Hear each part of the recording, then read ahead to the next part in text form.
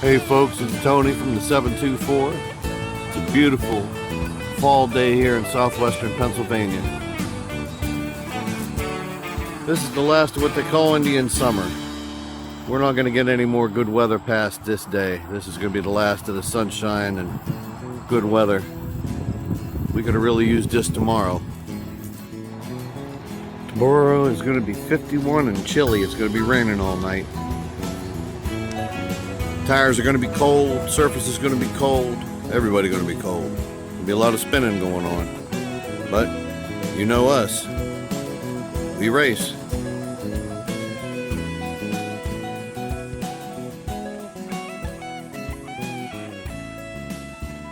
Like I said, rain or shine, we race.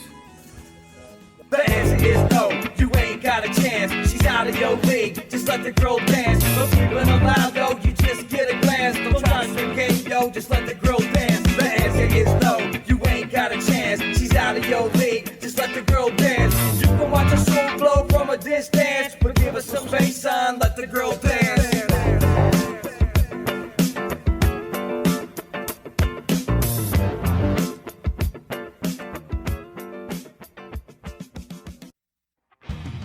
Hey everybody, welcome to Slotrods. I'm Tony Mollick. And I'm Randy Silvas. And we're here for the WPSRA Halloween 2020 Shootout. We have 36 cars competing here today. And in this episode, we'll be covering the first of two heats in round one. With these cold track conditions, it's definitely going to be a day's worth of drivers' races. Yeah, I think keeping them from spinning is going to prove to be difficult. And as you can see on our board, the drivers are all driving multiple cars. It's going to be a lot of driving for the racers.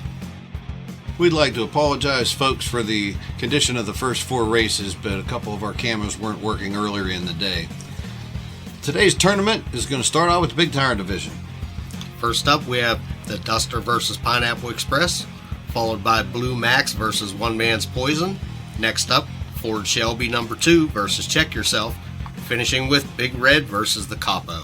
All right, let's get started. First up, the green and gold 1970 Plymouth, owned by Keith Bean, simply called the Duster. Versus the 1966 Dodge A1, called the Pineapple Express, owned and operated by Lewis Wingate. There's that Cracker Jack camera work we were talking about. Pineapple Express did have him come out of the hole, I could see that. He did get a good jump on him. And look at this gap coming across the finish line. Yeah, we're going to see a lot of that today with these conditions. So the winner for the first race is Pineapple Express, and he will be moving on to round 2.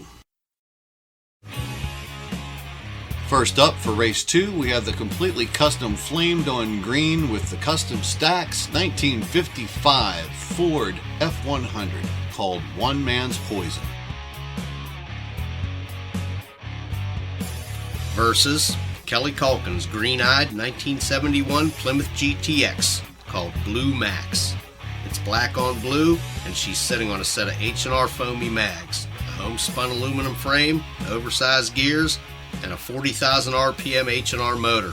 That'll get her moving. Yep, let's get it to the line.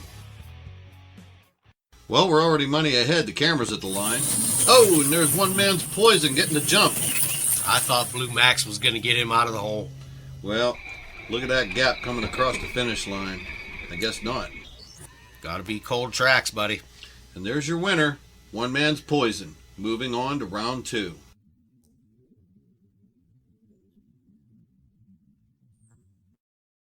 Next up, we have our 1932 Ford drop-top coupe called Check Yourself, owned by Tony Mullock. That's the first time I ever chopped a roof like that. Took about 1/4 of an inch out of it. And Check Yourself will be going up against the 1966 Ford Shelby GT number 2 car, owned by Brittany Wingate. And that's the same exact car that was featured in Ford vs. Ferrari, the movie. All right, let's get to the starting line. Well, so much for the starting line, camera.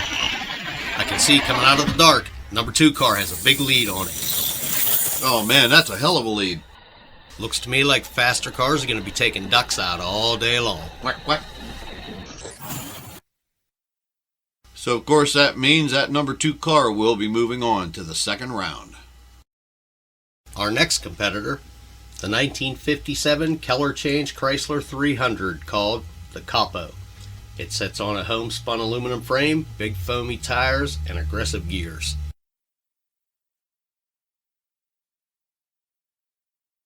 Going up against the 1967 Crimson Coronet called Big Red.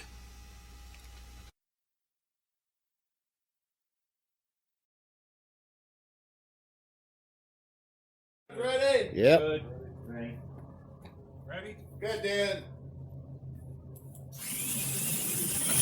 Oh, that Coronet's way out on that Chrysler. And another big gap. Another duck heads south for the winner.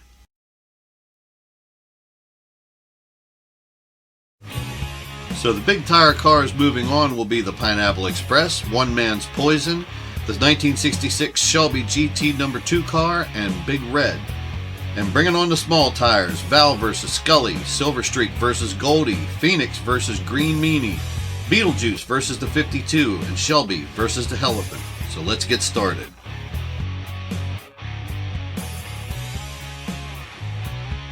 Our next atrocity, one of my personal favorites. This late 60s Chevy Impala sitting on H&R everything, decked out in skulls end to end. And this is my honey's 1955 Chevy Nomad. And it's sitting on H&R everything with oversized gears. I gave this to Kelly Calkins on Valentine's Day, so we call her Val. Okay, let's see if we have a starting line camera this time. Good, Dan. Oh yeah, we got a starting line camera. And I think she got him out of the hole. And she got him the rest of the way down the line, too. Winner is Valentine. I think that classifies as another duck sent down the road. Oh, sorry, Randy. I forgot that's you. It's alright, man. It's alright. Alright, let's take a look at that start in slow motion again. Oh yeah, buddy. She had you straight away. She was gone at 60 feet. And she wasn't giving it back either. And that brings us to the 1967 Gold Chevelle called Goldie. Versus Dan Sackandy in his Gen 3 Camaro called Silver Streak.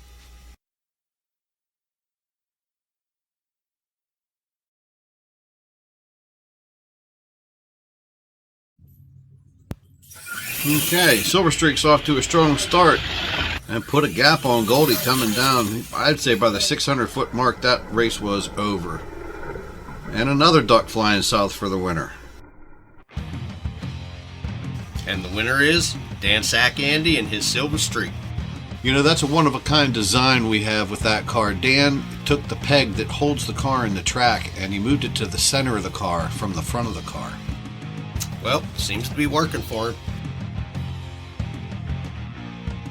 First up, for race number 7, this 1949 Kelly Green Ford split-window shoebox coupe called the Green Meanie. It's a one-of-a-kind from its paint job to its blood-red eyes to that huge snorkel on the hood.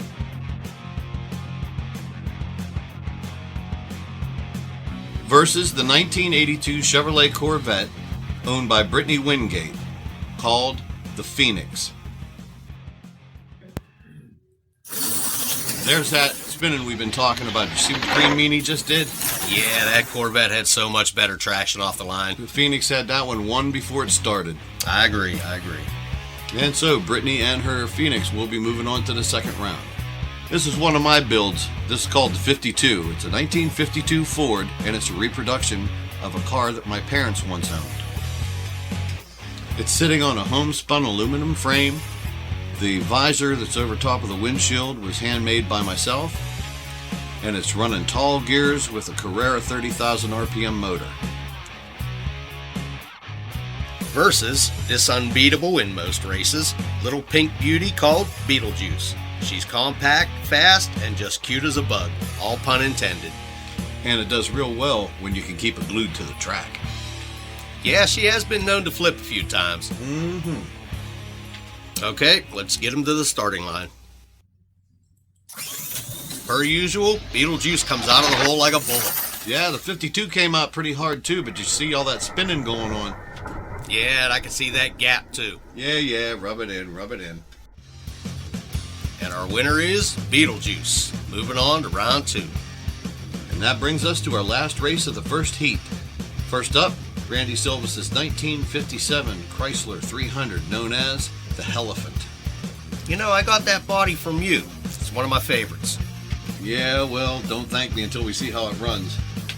Versus the 1963 Ford Cobra known as Shelby. She's driven by Michael Mack. And Mike's off to the fast start. And coming down the stretch, there's no hope for the Hellephant. He was done from the start. Yep. Another gap and another duck. Moved on to Florida. And that means that Michael Mack and Shelby will be moving on to round 2. And that brings us to the end of the first heat. Personally, I think all in all, with the weather conditions we had today, it turned out to be a pretty good race day. If nothing else, we've seen 9 ducks fly south for the winter. That gets them out of the way. And that brings us to the end of round 1, heat number 1.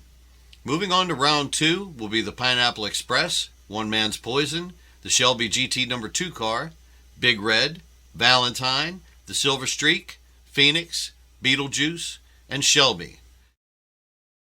And here's your round 1 heat 2 races. The RT versus SOB, Ace of Spades versus the Lambo, Dank Nasty versus Charisse, Midnight Ride versus Venom, Magic 8 Ball versus the Deuce, Cannonball versus the Grape Ape, Jolly Rancher versus Why Not, Sheldon versus the Roadrunner, and AAA versus the Killer Nova.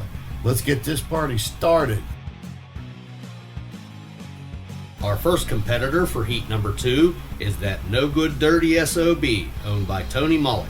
It's a 1970 Corvette Stingray, and it lives in the top 5 of the 724. Versus the Tegrity Farms sponsored 1967 Dodge Coronet RT, simply called the RT, owned by Keith Bean.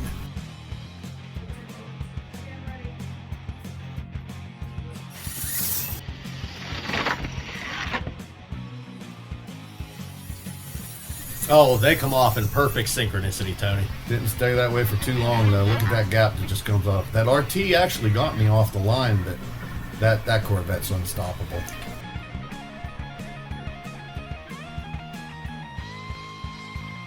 So that means the Son of Blue Streak will be moving on to the next round. Is that what that stands for? Yeah, what'd you think it was? Never mind. Up next, Kelly Culkin's dedication to the late Lemmy Kilmister. This Chevelle is called the Ace of Spades. And she'll be going up against Randy Silvis and his red Lamborghini. We call this one the Lambo, and it is actually a conversion of an RC car. Yep. Oh, right off the line. That's the fastest car I got, brother. I'm going to have to work on that Chevelle a little bit for Kelly and get it to go faster. Don't you dare. All right, well, then that means that Winner is the Lambo. On to the next round.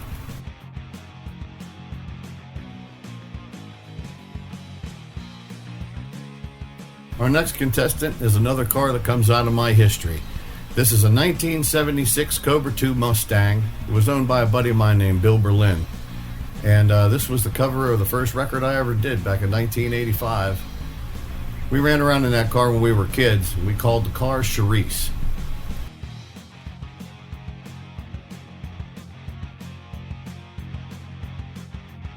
And it'll be going up against Lewis Wingate in his Ford GT called Dank Nasty.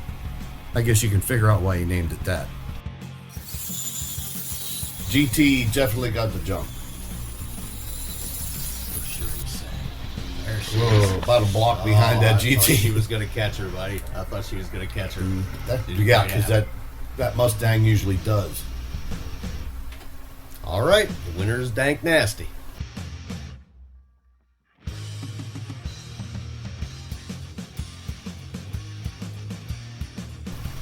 This car is as fast as it is elegant, and it's a local favorite around here. This black 67 Chevelle, owned by Dan Sack Andy, her name's Midnight Ride.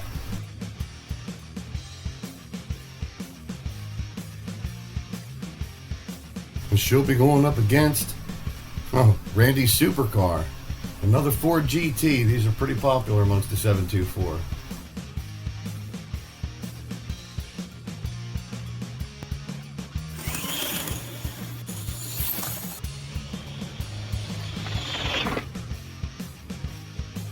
The Chevelle got the launch by a millisecond. Oh man, look at how close that was.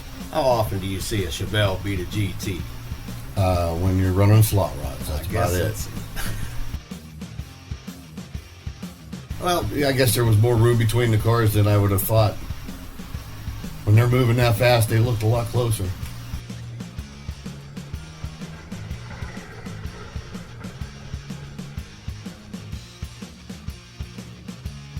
The winner is Midnight Ride, moving on to the second round.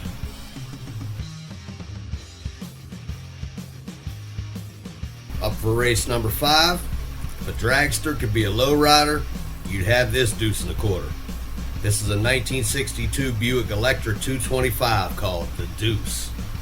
Going up against Drew Hull in his 1940 Ford called the 8-Ball.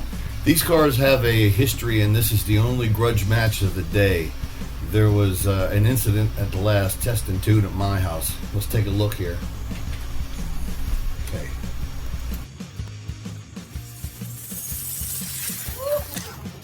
All right, as you can see, the Deuce got out of its lane. It just pushed that Ford all the way off the table.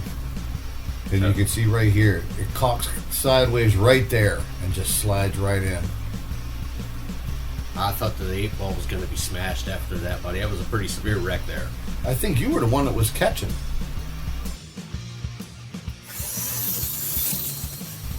Well, looks like the Ford, oh my, by a mile. What the heck happened? Let's see. Spinning. Wow. Oh, Big spin. Big spin. that might be the worst one of the day. What a disappointment. Those cars usually run toe to toe. Our winner is the Magic 8-Ball, and he'll be moving on to the next round. Up next for race 6, Keith Bean and his Mopar funny car called the Cannonball. And they'll be going up against the Grape Ape. This is a 1970 Cuda with large gears, 30,000 RPM motor, and a homespun aluminum frame. Let's get them to the line. All right, the Battle of the Dodges. Let's go.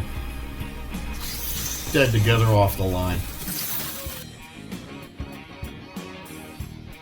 That Cuda was an experimental car, first race ever. I don't think it did too bad. Tony, that Mopar matchup was, I think, one of our fastest races yet. Well, definitely one of the closest. And you couldn't have told by that gap dog on it. Well, the winner is the Cannonball, and he'll be moving on to the next round.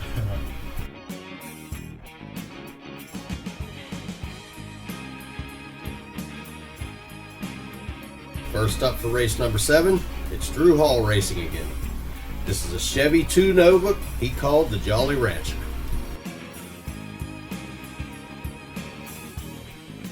Versus this white on green 1969 Oldsmobile 442 called Why Not? She's sitting on H&R wheels and Project X tires in the rear.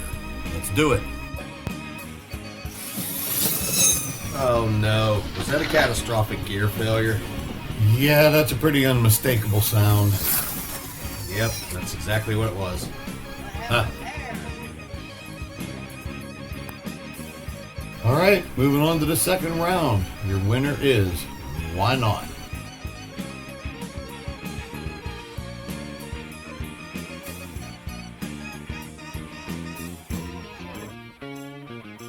This is a red 1968 Roadrunner, owned and operated by Tony Mollett, called the Red Runner.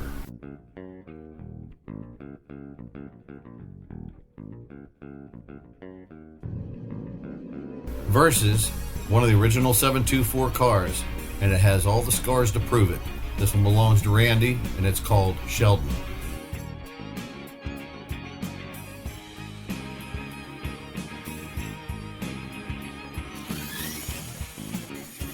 The Roadrunner definitely got the jump off the line. Ooh, and it just kept putting it on you. You were trying to come around. Sheldon hadn't been running very good lately. I just kind of put him out there, and he put up a valiant fight then. Yep. The winner is the Red Runner, moving on to the second round.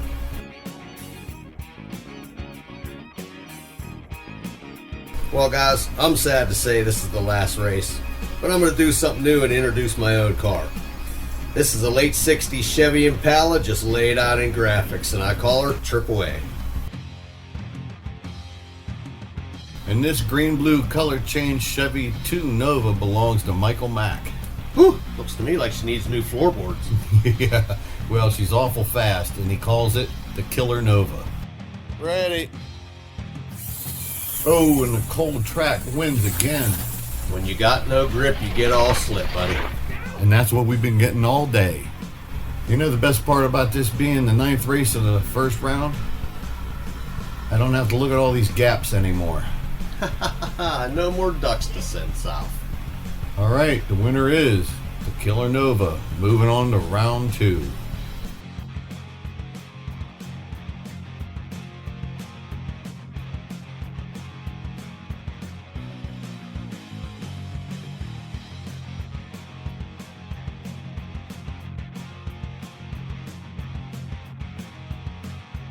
All right, folks, there you go. The results of one cold day of racing.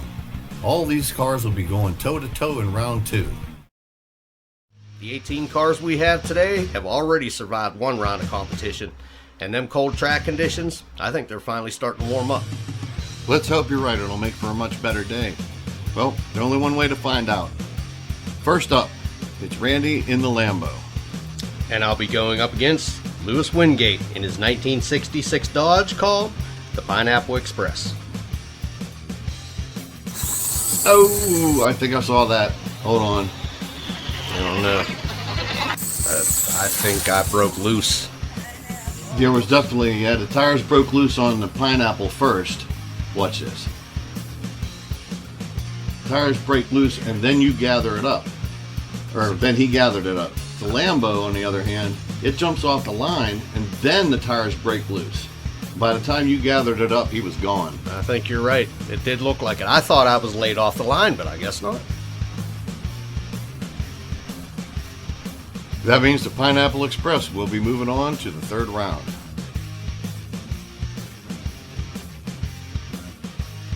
For our second race, we have Michael Mack in his 1963 Shelby Cobra going up against Tony in his 1970 Stingray called the SOB.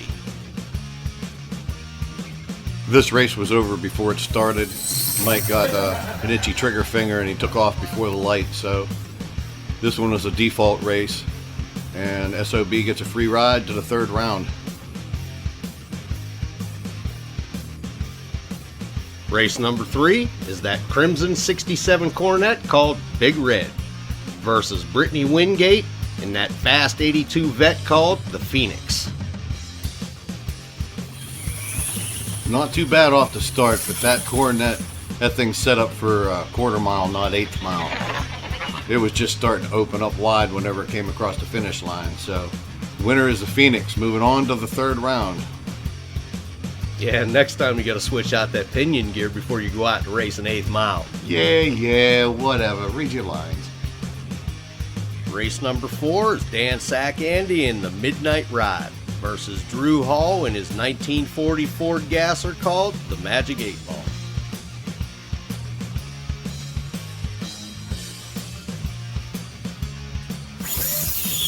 Oh, that's not the Dan Sack Andy I'm used to seeing race. He's usually real quick off the line. Tony, I think Dan may have been waiting on a pizza. Yeah, well, I hope he got the 30 minutes or less special because it just cost him a race. And the winner is the Magic 8 Ball. Up next, Brittany Wingate in that badass blue 1966 Ford GT going up against Dan Sack Andy trying to redeem himself for that last race in his Gen 3 Camaro he calls the Silver Streak.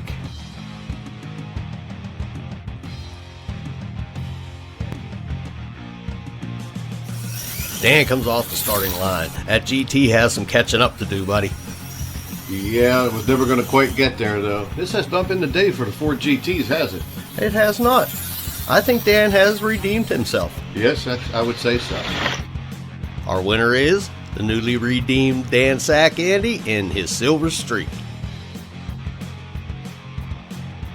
Up next, we have Keith Bean in that deadly green and gold Mopar funny car called the Cannonball versus Dan Sack Andy driving for Tony Mullick in this Plymouth called the Red Runner.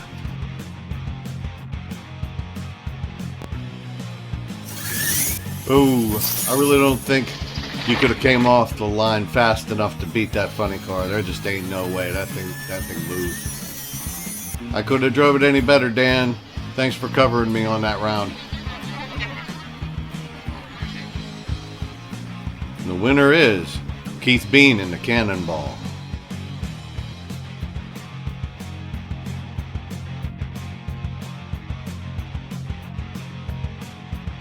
Up next, we have another Ford GT driven by Lewis Wingate called Dank Nasty versus Elvin Kennedy in this 1966 Ford F100 called One Man's Poison.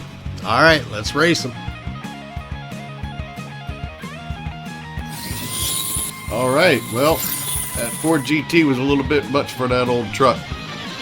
I'll tell you what, though, we get Elvin another set of tires for the rear of that, and that could be a whole different race next time around.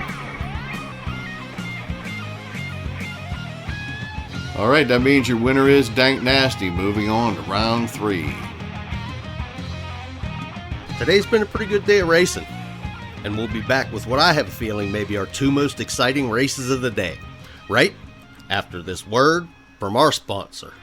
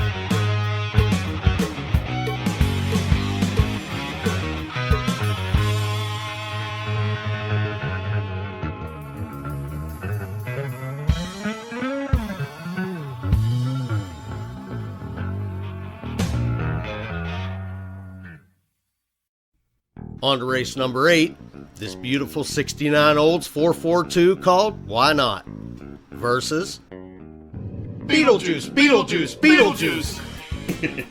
Everybody good? All right, we're ready. Why Not definitely got the jump. Ooh, Kelly coming around on the big end, though. Oh, she's real close, buddy. I think she might have had it. I don't know. She was definitely crawling up that quarter panel of that Oldsmobile coming across the finish line. Ooh, look at that. That's close, buddy. Too close for me. Let's see this finish line camera. Oh, by less than a car length. The winner is Beetlejuice, Beetlejuice, Beetlejuice. Well, folks, this is it. Our final race of round 2. Mother versus son. Michael Mack in his Killer Nova versus Kelly Calkins in Valentine. Let's go. Hey. Ooh, Mike's definitely his typical fast off the line self. Killer Nova ahead. Oh, I don't know. She's doing the same thing 2 races in a row. She's coming up from behind. I didn't catch it. Ooh, I don't know about this. Hold on. Perfect start.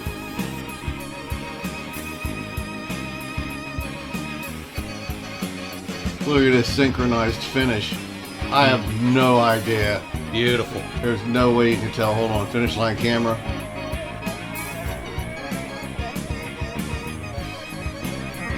Wow. A bumper. Oh, Mike, how you gonna do moms like that, man? Wow. That's not right. Wow.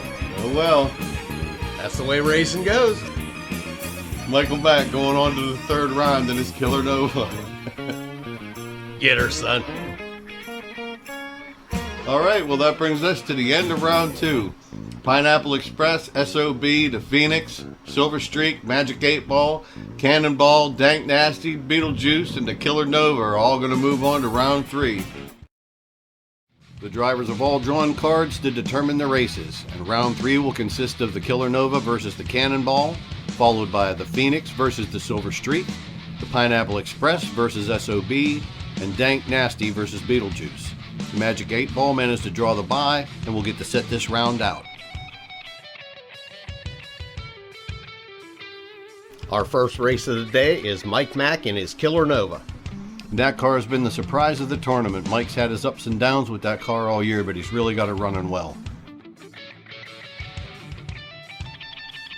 Versus Keith Bean in his Mopar funny car, the Cannonball.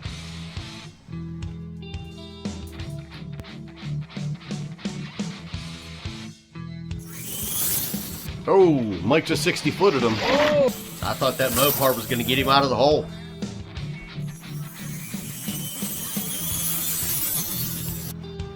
Keith took him on the big end, watch. Yeah, buddy, that Mopar got a lot of top end. Let's check out that finish line camera. Keith got him. Out of car length. All right. Well, then that means the Cannonball will be moving on to the next round. Next up, we have Brittany Wingate in her 1982 Corvette called the Phoenix. Versus Dan Sack Andy in his centerline design Gen 3 Camaro called the Silver Streak.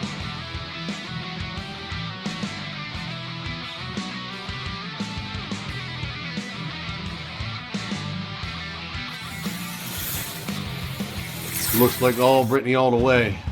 Yeah, you know what, Tony? Brittany's quickly becoming one of our toughest competitors in the 724. Yeah, she got a real strong chance in this competition. Woo! Like she got it. Yep, winner is the Phoenix, headed on to the next round.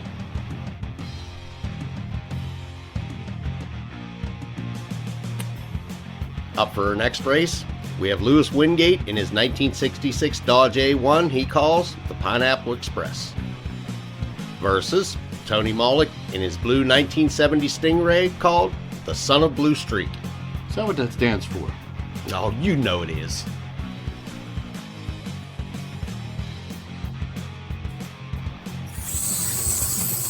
Ooh, and the tires broke loose on the Express. Set him up for a bad gap. That's all she wrote. The winner is the SOB, and he's moving on to the next round.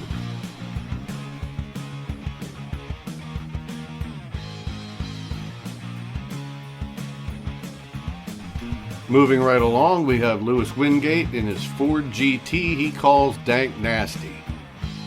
Versus Beetlejuice, Beetlejuice, Beetlejuice.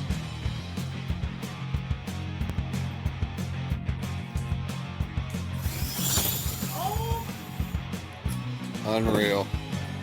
Almost took out the spectators.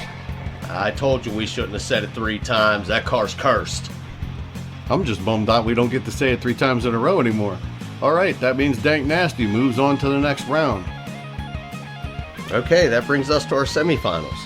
This will consist of 2 races and a bye. First up, the Phoenix versus the 8 Ball. Second will be Dank Nasty versus the SOB, and the Cannonball draws the bye. Keith will be setting out this round. Our first semifinalists are Drew Hall in the Magic 8 Ball versus Brittany Wingate in the Phoenix.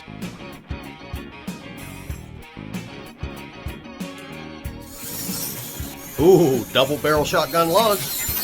Yeah, but Drew needed to be a little quicker on the trigger if he was going to beat that Corvette. Look at that. Our winner is the Phoenix, moving on to the finals.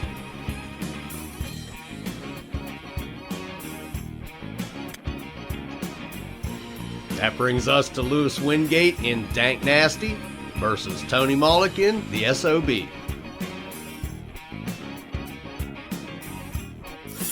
Did you see the fishtail on the GT? That's what lost him the race. Oh yeah, you can see it kicking on him. I didn't even see that before. Good eye, Randy. Thank you. And the Corvette did what the Corvette does, baby. Winner as usual. I couldn't gap him though.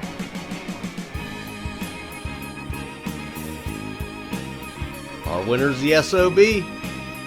Moving on to the finals.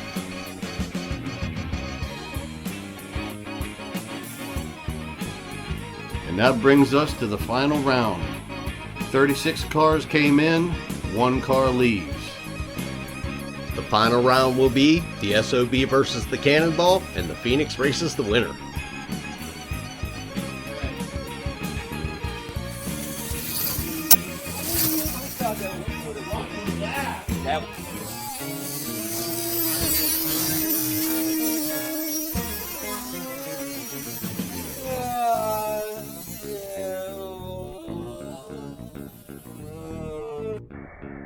And then the drama ensued. Yeah. Well, you can't go by the tape because the tape's not going straight. Wow. So then who popped up? I think the blue one has the tape first.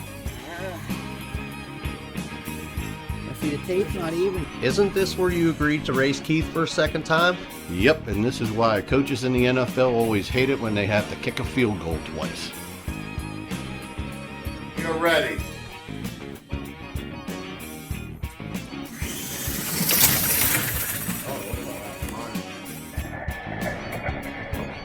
And it was then the bet chose to shit the bed. Oh boy.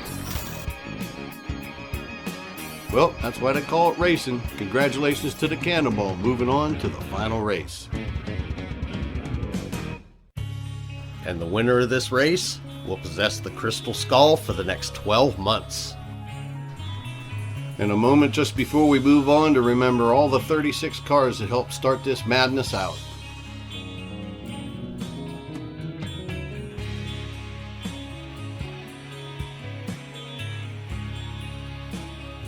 For our final race, we're going to have Brittany Wingate in the Phoenix versus Keith Bean in the Cannonball.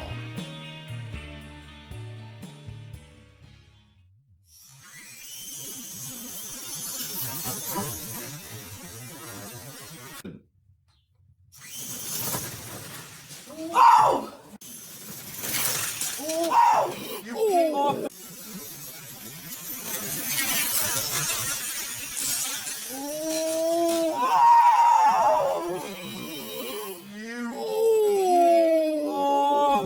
You came off the track and won.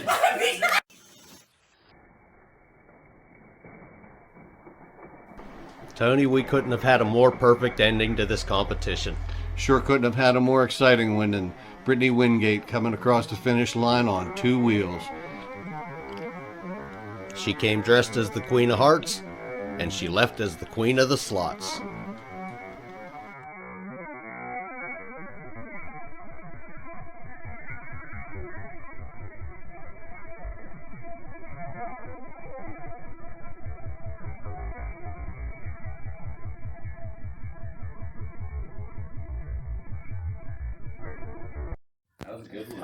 Hey, Brett, what do you think? I want it all day. Like she just came. Winner Let's with see a it. chicken I dinner. saw her jump the track somewhere over there, and I was just like, That's one of your prizes. And that is the other one. The Olds 442 and a 64 Impala.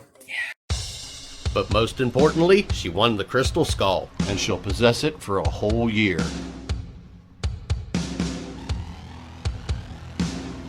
Well, everybody, thanks for taking this ride with us. And we'll be back with plenty more next year. First, we're going to take the month of January off, and we're going to make some more episodes.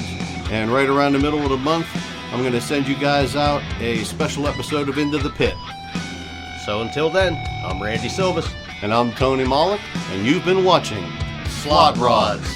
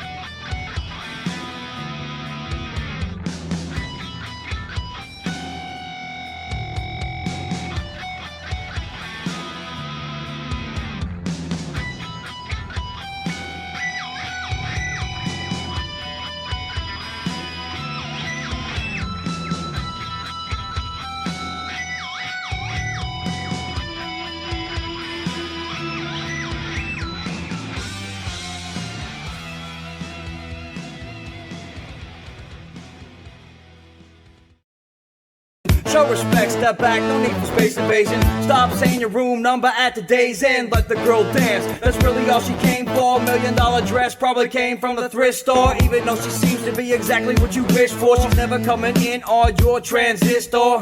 Don't matter if you're rich or piss poor, she's out of your league and in a different sport. The answer is no, you ain't got a chance. She's out of your league, just let the girl dance. No creeping allowed, yo, you just get a glance. Don't try to game, yo, just let the girl dance. The answer is no, you ain't got a chance. She's out of your league, just let the girl dance. You can watch her soul glow from a distance, but give her some bass sign, let the girl dance.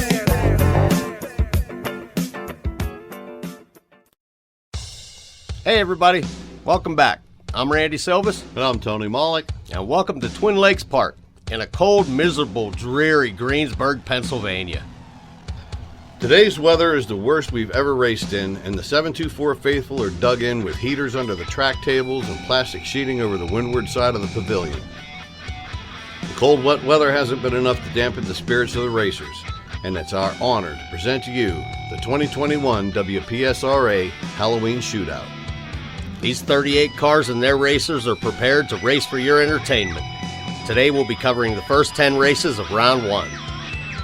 The 10 races we'll be covering today will be the Maverick versus the Lambo, Slick Trick versus Purple Blur, Magic 8 Ball versus Slick Willie, Kelly's Corvair versus Venom, the Blatzmobile versus Mean Streak, the Roadhog versus Beelzebub, the Judge versus Pineapple Express, the Wrecker versus the Purple People Eater, Undercover versus the Bumblebee, and Baby Blue versus Damien. And next time on Slot Rods, we'll be covering the second half of the first round.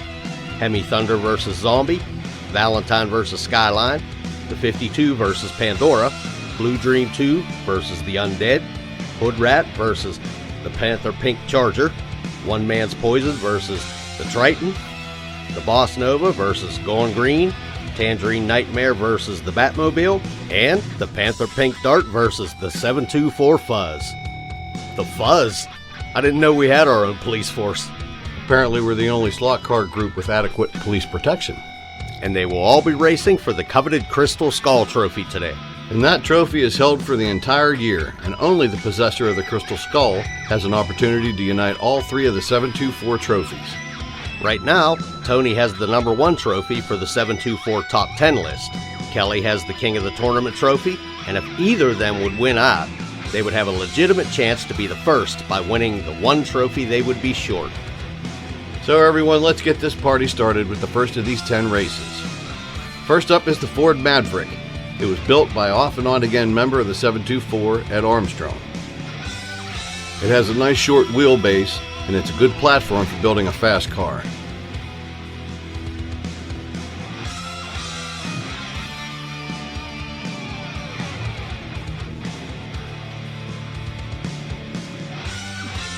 versus Randy and his red Lamborghini he calls the Lambo. This car was originally an RC car. I converted it into a slot car. It's nice and light, and all I had to do was put brushes, tires, and a tongue on it.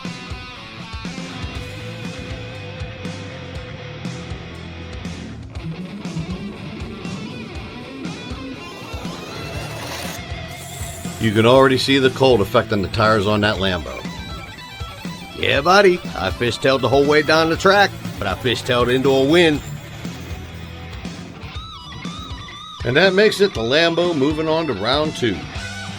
Race number 2 will be Drew Hall in the Purple Blur. We don't know much about the Purple Blur other than the body is a modified Chevy Camaro SS Pro Mod style, and Drew's been wrestling with it for about a year now.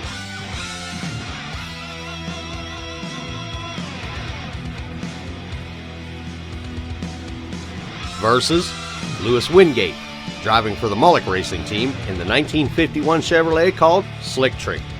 Slick Trick's a turquoise Rat Fink inspired lead sled, and it's been number 1 around here for a hot minute a couple times.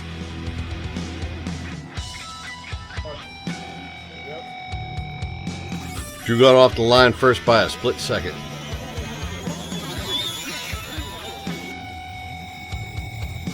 Yeah, but by the time they got to camera number 2, Slick Trick was already coming around him. And that makes Slick Trick the winner, moving on to round 2. Good race, Lewis. Nice win. Yeah, he drove the shit out of it. Next up is race 3, the 1932 Ford Highboy called Slick Willie. Slick Willie's owned and operated by Michael Mack, and it's based off the old Shelby chassis. Tony, how much of that original chassis is still under that body?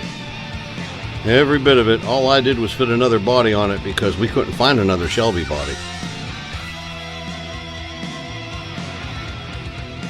Versus Drew Hall and his Magic 8 Ball.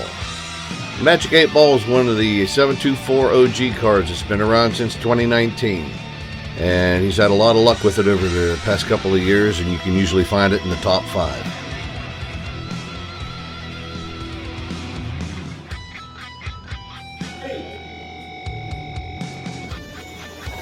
Well, there's something that you never see. The 8 Ball never runs that slow. I've never seen an 8 Ball go that. Which makes Slick Willie the winner by a mile and moving on to round 2. Which brings us to race 4. This race will be Tim Clark and his Torino called Venom. He's been running this car since he first got into the league, and it just gets faster and faster with every pass.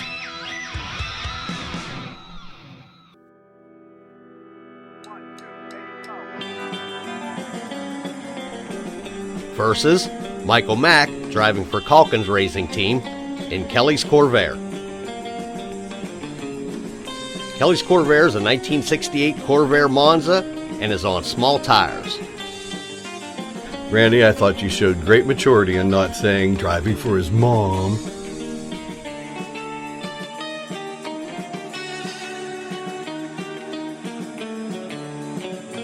Ready. Yep.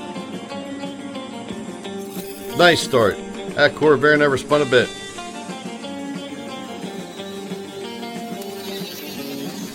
You can see it stepping away from Tim right around the 200-foot mark. Nice race, Mac. On to round 2 for you. Race 5 will be the 1965 Mercury Comet called Mean Streak. She's metallic green, and I particularly like the idea of painting the bumpers, effectively deleting them. I just like the supercharger sticking out of the hood and the white walls up front.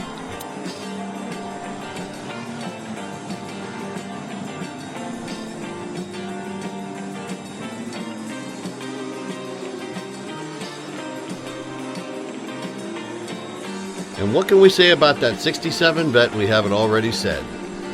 Blast!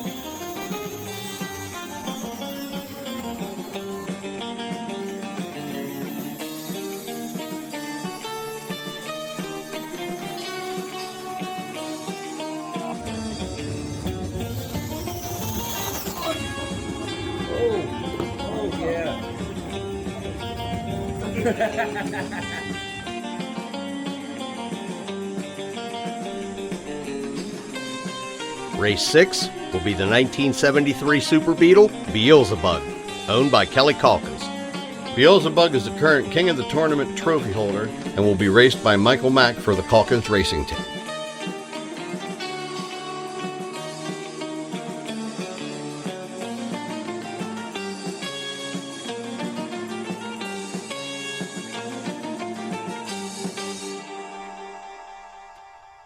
Versus rookie driver Jimmy Niederheiser, driving for the Mullick Racing Team, in the 1967 Chevy Impala called the Road Hog. That's a virgin build, first time down the track. I have no idea what to expect.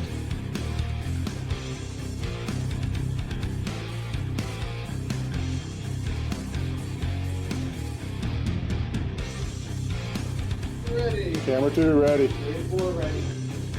Okay, here we go. What happened?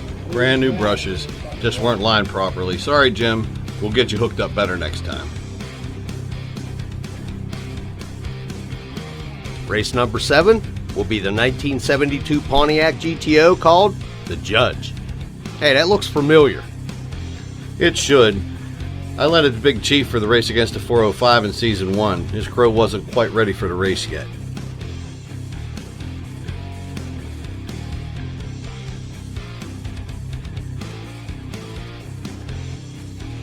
Versus Lewis Wingate in his 1966 Dodge A1 called the Pineapple Express. The Express currently holds the number 2 slot in the 724 Top 10.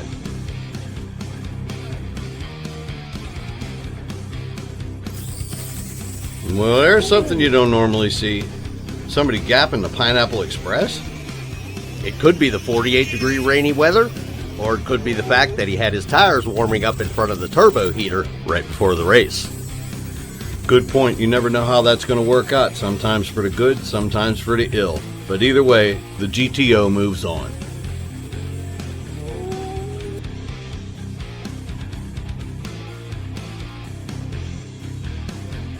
Moving on to race number 8, we have the Ford Pantera called the One-Eyed, One-Horned, Flying Purple People Eater, Or PPE for short. This four-wheeled Muppet is the creation of Tim Clark. But don't let the looks fool you. This car's made some seriously fast passes.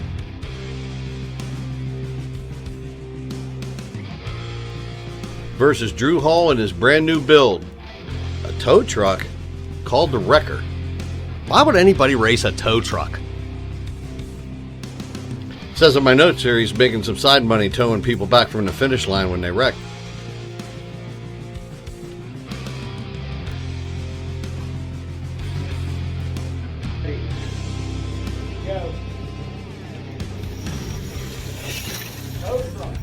Unbelievable!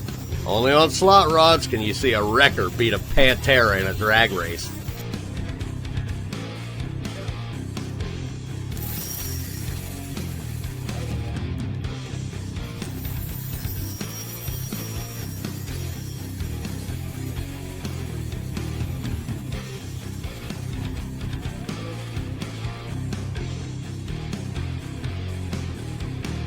The Wrecker moving on to the next round. On to race number 9. Michael Mack driving for the Mullick Racing Team in the 1970 Dodge Super Bee, aptly called the Bumblebee. This is one of my favorite builds. I call the color Pearl Mustard Metallic.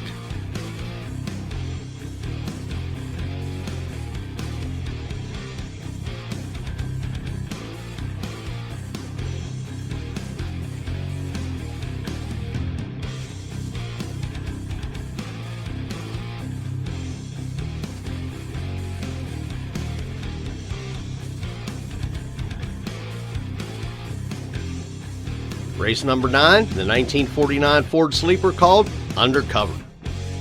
I call her undercover because nobody ever sees her coming. They only see her going.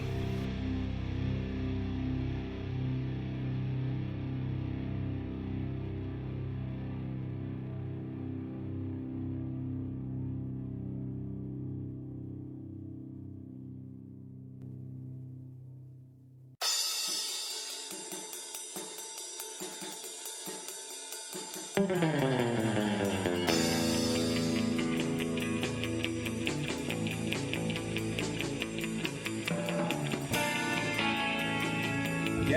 Everybody ready?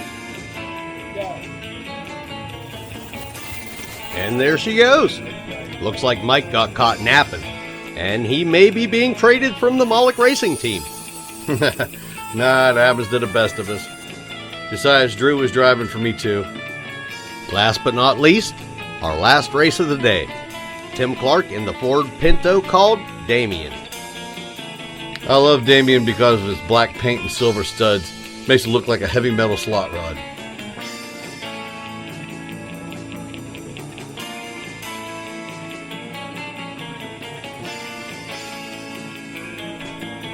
Versus the 1957 Bel Air called Baby Blue.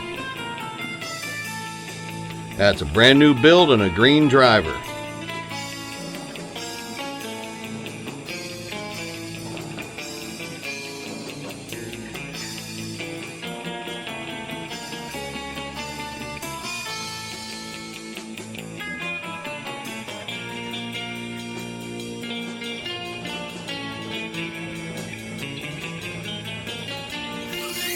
She ain't that green. She just stole the hit from Tim Clark.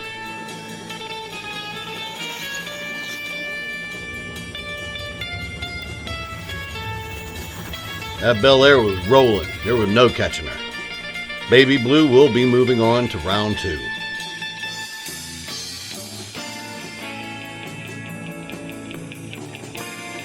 And this concludes our racing for the day. Next time, we'll be covering races 11 through 19, thinning the herd from 38 cars to 19. But before we go, let's have a quick look at today's winners.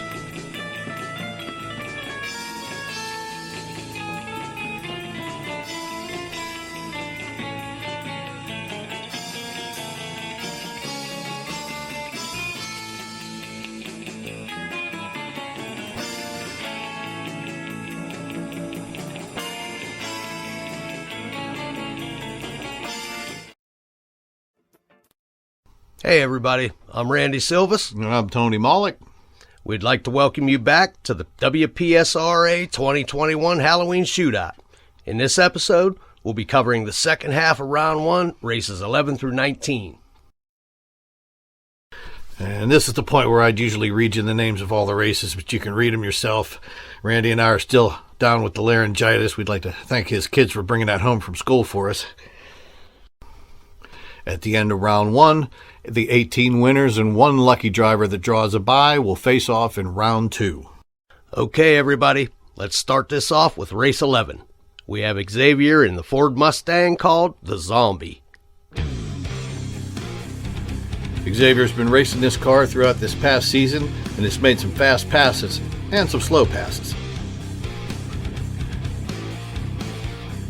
Versus the 1971 Plymouth Duster called Hemi Thunder. This is a brand new build and its very first race. Lewis Wingate's driving it.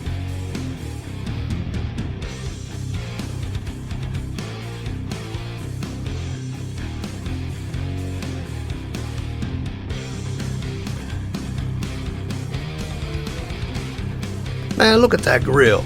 Does he know if parts fall off before you hit the finish line, you get disqualified? Ooh, looks like he rolled across the starting line while trying to stage. Bad news is that's a jump. Good news is the grill made the whole trip. Hemi Thunder on to the second round. Up next, race 12. We got Drew Hall in his Mitsubishi Skyline called Skyla. Drew's trying out a bit of a new concept, and we're going to let him explain it to you. So, over to you, Drew. Hi guys, I'm Drew. I'm from 724. I'm sure you all seen Magic 8 Ball and everybody else that I race. Well, I come to you with a special project. This is Skyla. You'll see her in the upcoming races here. Well, this Skyla's chassis here is something I've been working on off and on for a few years now. Skyla, as you can tell, is a little bit different from all the rest. She has full-size tires front and back, and then there's this weird thing that goes through here. Well, Skyla is an all-wheel drive setup that I've been working on for quite some time. As you can tell here, if I spin this front pinion gear. Goes the whole way through to the rear one. Well, took a lot of modification to this chassis here. As you can tell, it's an old Edge chassis. Cutting out and extending the guide. It took a lot to get her to where she was at. I had to get some stock in that fit the pinion gears that everyone's used to. I had to find a way to connect them. I found these nice little brass connectors on here. I'm also running a little bit smaller motor. This was only a slight test and tune, I guess we'll say. Trial by fire. But I wanted to let everyone see it. This is just showing that there's always room to advance in our little races that we do around here, and it keeps it interesting, keeps it fun, and keeps it entertaining for everybody. Well, have a good night. Thank you, Drew, for that interesting segment. And he'll be going up against one of the original OG 724 cars, the 1955 Chevy Nomad called Valentine. Valentine's normally driven by Kelly, but today it's going to be driven by her son, Michael Mack.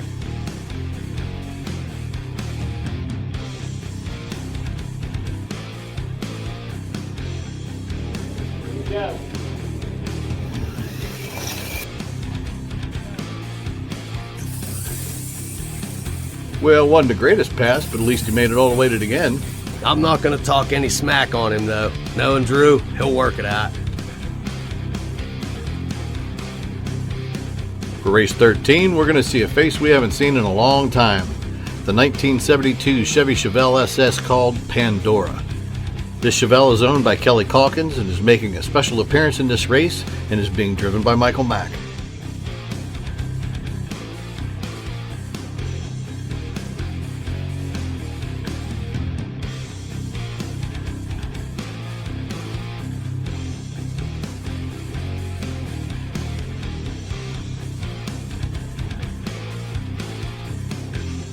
Versus Tony Mollick in his 1952 Ford called the 52.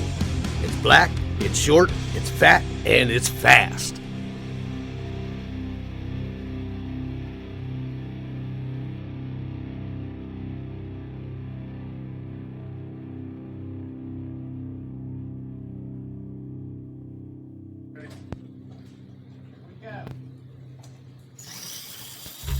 Pandora don't look too shabby for not being raced in a year and a half. I don't know, Tony. Looks like you got him about a half car length. By about the 500-foot mark, I'd say. Yeah, well, I wouldn't want to wait any longer in a 600-foot race. And the 52 lives on into round 2. Race 14 will feature Tony in his 1966 Ford Galaxy 500 called Blue Dream 2.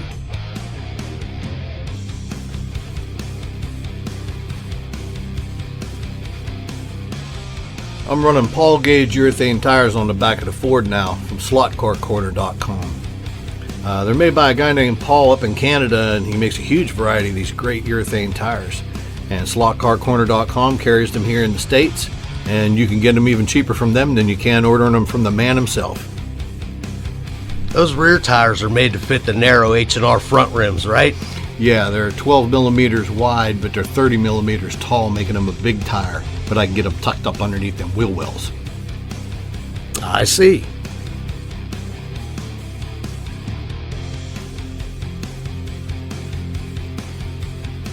And he'll be racing Xavier in his 1961 Ford Falcon Ranchero called the Undead.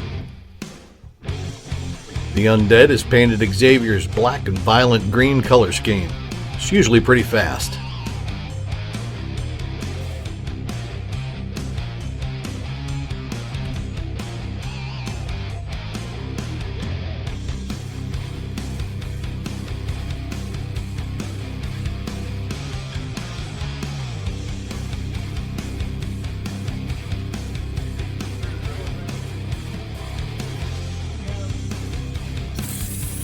And another close race.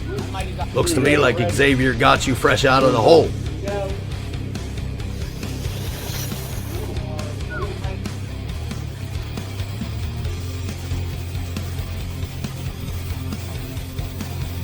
I started coming around him right about at Drew's elbow. Yep, and then you clipped them right at the finish line.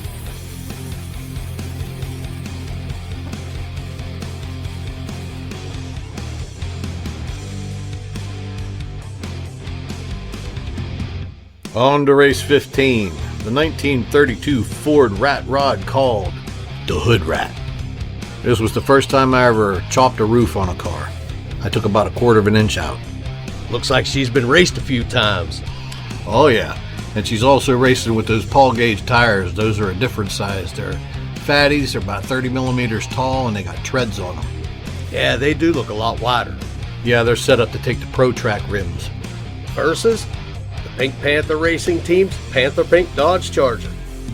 That is actually genuine 1971 Mopar Panther Pink paint. It's from a company called Automotive Touch-Up, and they have genuine paint colors for just about any make and model car ever put out. Boy, you're doing a whole lot of advertising in this episode, aren't you? Well, it doesn't do any good to keep the information to ourselves. We may as well pass it along to everybody. Besides, you never know. May pick up a sponsor someday.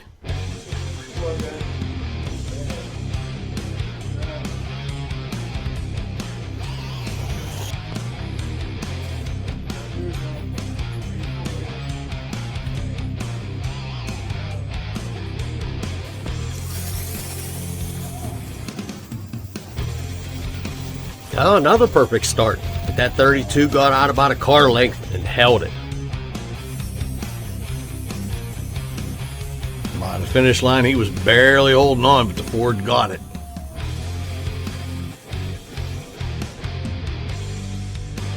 And the Hood Rat moves on. Race 16 features Xavier in his 32 Ford called the Triton. Hey man, that's 2 32 Ford races in a row. Well, everybody got to have a 32. That's the most popular body style ever to make a street car out of. Maybe we just need to find out who has the fastest 32 in the 724. Ooh, I like the way you think. Versus the 1955 Ford F100 called One Man's Poison. This truck made its debut in the second annual Halloween Shootout, but went out early. Let's hope they have her lined out a little better this year. Well, we put new back tires on her this year, and they're yet another size of the Paul Gauge tire. And these are the drag racing slicks. And those tires are also meant for the Pro Track straight hubs. Yeah, you're gross. Oh, that race was all Xavier. But the truck did look a lot faster this year. And the Triton moving on to the second round.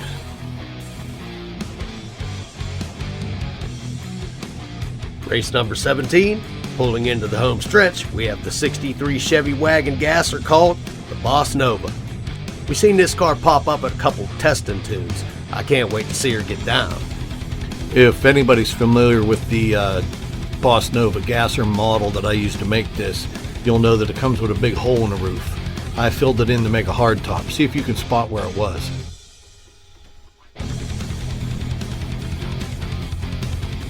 Versus Ed Armstrong in his 1940 Ford gasser called Gone Green. Hey, that car'd be perfect for the 420 races. Yeah, but I don't think he's going to want to jump that beautiful thing.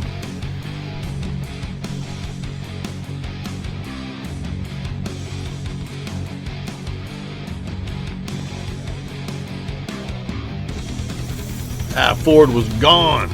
And he was running those Paul Gauge tires too. He's running the same ones as the 32, the fatties with the tread on them. Yeah, I need to get me some tires like that for my Lambo. Think they got them in my size? Oh, I'm sure. Hit slotcarcorner.com and look for your size, man. They're in there. Matter of fact, whenever I was looking for tires, they actually helped me find my size from the description I gave them. On to race 18. First up, the number one car in the 724 top 10 list. The 76 Vet driven by Tony Mollett called the Batmobile.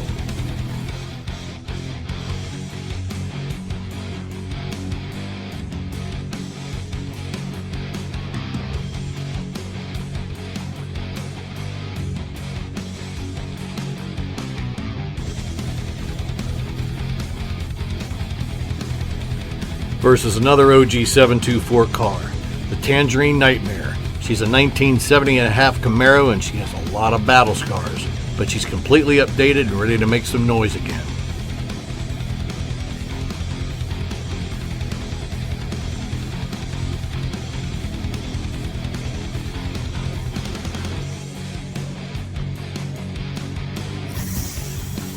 Looks like you were having the nightmare.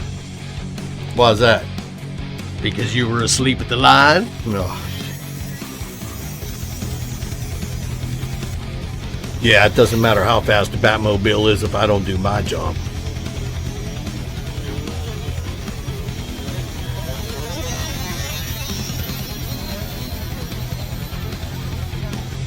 True that. Tangerine Nightmare moving on. And that brings us to the last race of the first round. Thank goodness, my voice can't take too much more. How you holding up? I don't know, but I know I'll make it through this last race. The Pink Panther Racing Team's 1968 Dodge Dart. So why all the trouble to paint those two Mopars real Panther pink? I did it for October, being Breast Cancer Awareness Month. You'll see those out every October from now on, I'd say.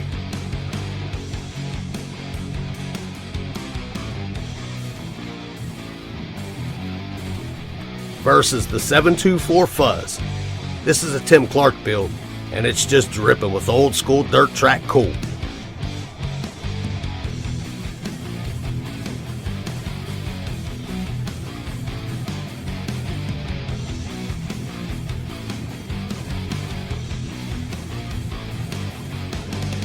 Number one ready. Got the light.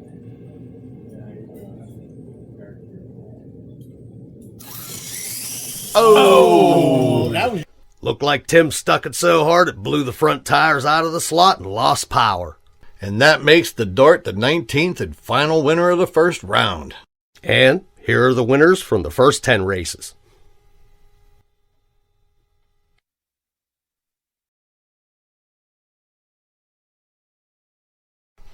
And here are tonight's winners. Welcome back to Slotrods. I'm Randy Silvas. And I'm Tony Mollett. Welcome to our 2021 Halloween Shootout second round. We're going to have 9 races and a bye in round 2, and Triton is drawing the bye. At the end of the day, the 10 cars left will be moving on to round 3. Our first race is the blue 1932 Ford called the Hood Rat. Versus the Ford called Gone Green.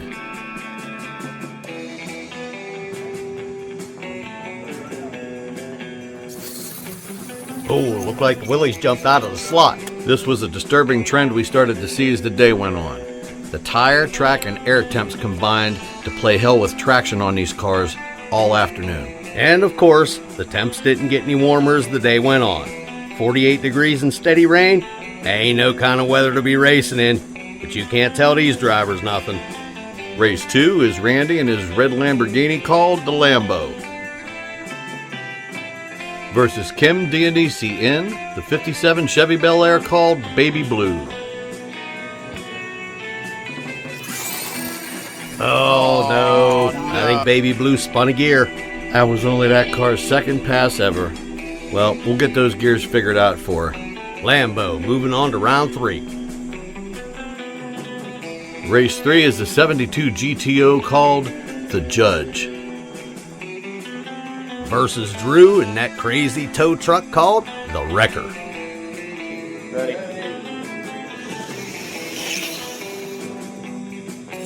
Looks like the GTO got out about a car length, and Drew just couldn't close the gap. And the Judge moves on to round 3. Race 4 is my metallic green 65 Mercury Comet called Mean Streak. Versus Michael Mack driving Kelly's Corvair. Well, I blew that at the line. What happened? I wish I could tell you. I was definitely slow on the trigger, that's for sure. Yep, and not exactly the car you want to be giving a head start to either.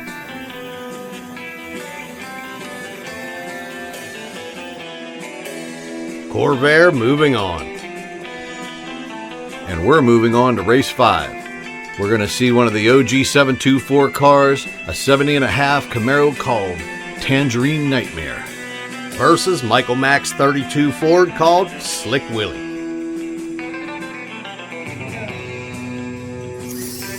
Finally, somebody messed around and a drag race broke out.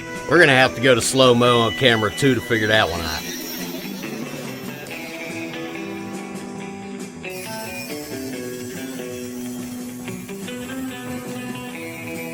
Well, that wasn't much help, but camera 3 shows Slick Willie finally managed separation just before the finish line. And that's Slick Willie moving on to round 3.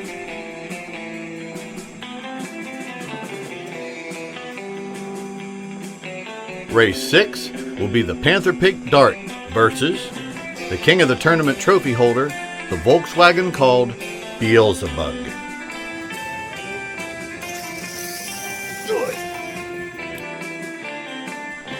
And this is exactly what we were talking about. This phenomenon knocked some of our fastest cars out of the race. Alright, you'll see here in slow-mo that the bug's rear end broke loose and fishtailed to the left. And then grabbed and shot it to the right. And that brought her right up out of the slot. And it was wash, rinse, repeat for the rest of the day. Damn shame, but worked out for the Panther Pink Dodge. Moving on to the 3rd round. And now race number 7. The 51 Chevrolet called Slick Trick versus the 49 Shoebox Ford called Undercover. Hey, why ain't that Chevy's front wheels touching the ground? Whew, if they'd have noticed, she'd have been disqualified. How the hell did it stay in the slot? I don't know. Sometimes it's better to be lucky than good, I guess. Well, good or lucky, that's Slick Trick moving on to round 3. Okay, Randy, rounding 3rd and headed for home. Who's up next? It's race 8, my 52 Ford versus the 72 Chevy called Pandora. Pandora? Ain't that the chick with the box? I'm not touching that. Man, we've had 2 kinds of races here today. Yeah, a dead heat or a dead car. 52 got the whole shot. Pandora tried to close the gap, but that Ford just walked away from her. And that means that little 52 is moving on to round 3. And now the final race of round 2. Tony's 66 Ford Galaxy 500 called Blue Dream 2 versus Kelly's 55 Nomad called Valentine. Hey, where's Kelly at? Ain't she supposed to be here? She'll be along before the end of the day. She's just running late. Well, you hung on for the first 60 feet. Yeah, I think it's about time to go with a little bit smaller pinion gear, get that big old Ford off that line a little faster.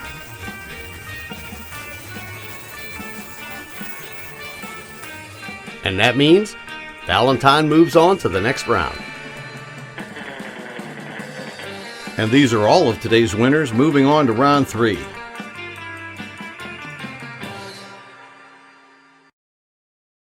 And the Triton will be moving on as well. He should be ready, having this whole round to have worked on his car.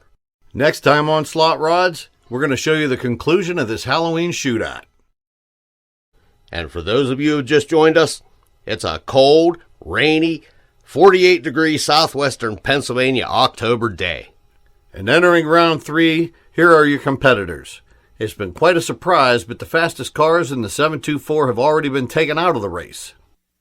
The phenomenon of the cars coming out of the slot at the starting gate has been confounding racers all day. So, without further ado, let's get to the top of round 3. Race 1 will be Slick Trick versus Randy and his Lambo.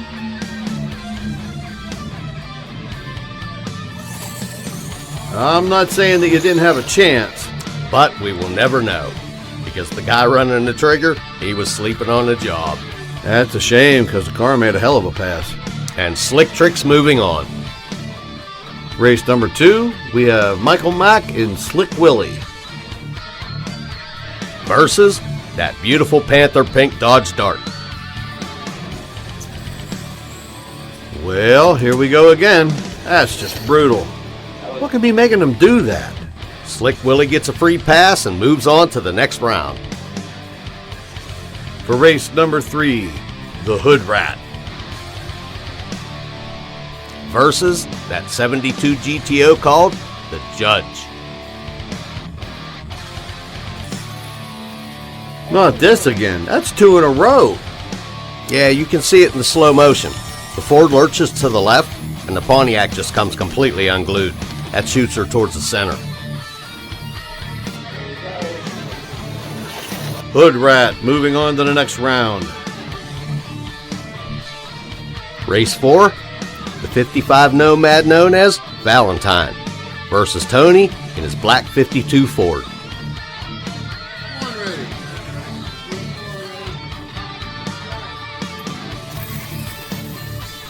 Holy shit, a drag race broke out. I don't know, looks like Valentine's pulling ahead by the time they got to camera 2. That she was. Valentine wins and is moving on. Moving on to race 5. Kelly's Corvair, driven by Michael Mack, versus the Triton. Looks like Tim had it all the way. That's not a typical run by the Corvair. And that takes the Triton to round 4. Round 4 will be Triton versus Slick Willie, the Hood Rat versus Slick Trick, and Valentine draws the bye. First up, Triton versus Slick Willie.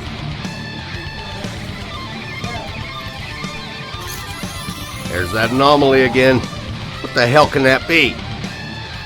I don't know, but about 90% of the trouble has been in the right lane.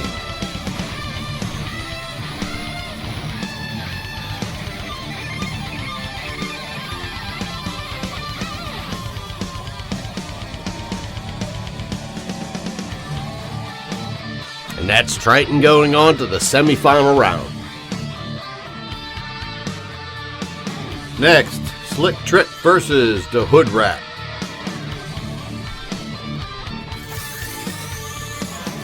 Yeah, definitely something on that right lane. We cleaned it, we checked it over, but it was just a gremlin all day long.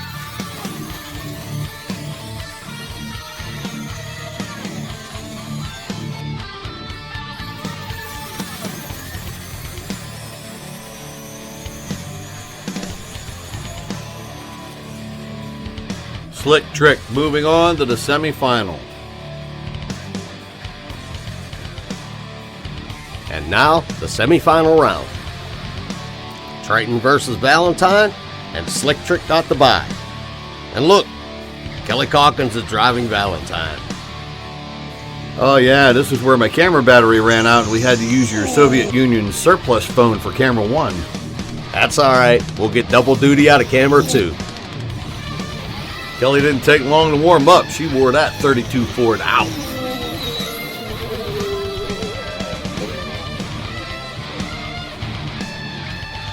Kelly Calkins is moving on to race Slick Trick for the Crystal Skull.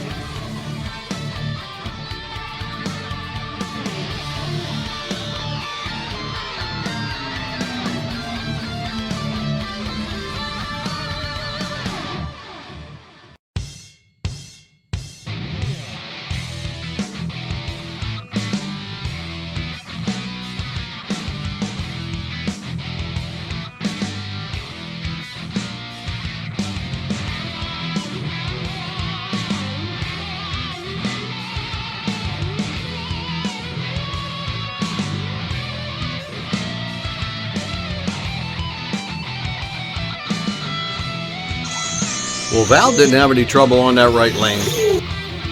Don't know about that. Watch camera 2. Kelly stuck it so hard she put the Nomad on its back bumper. Wheels in the air for 600 feet. Yeah, sure enough. She left with the hood pointed at the sky. How did she even keep the brushes touching the rails? For that matter, how did it go straight with the tongue the whole way out of the slot?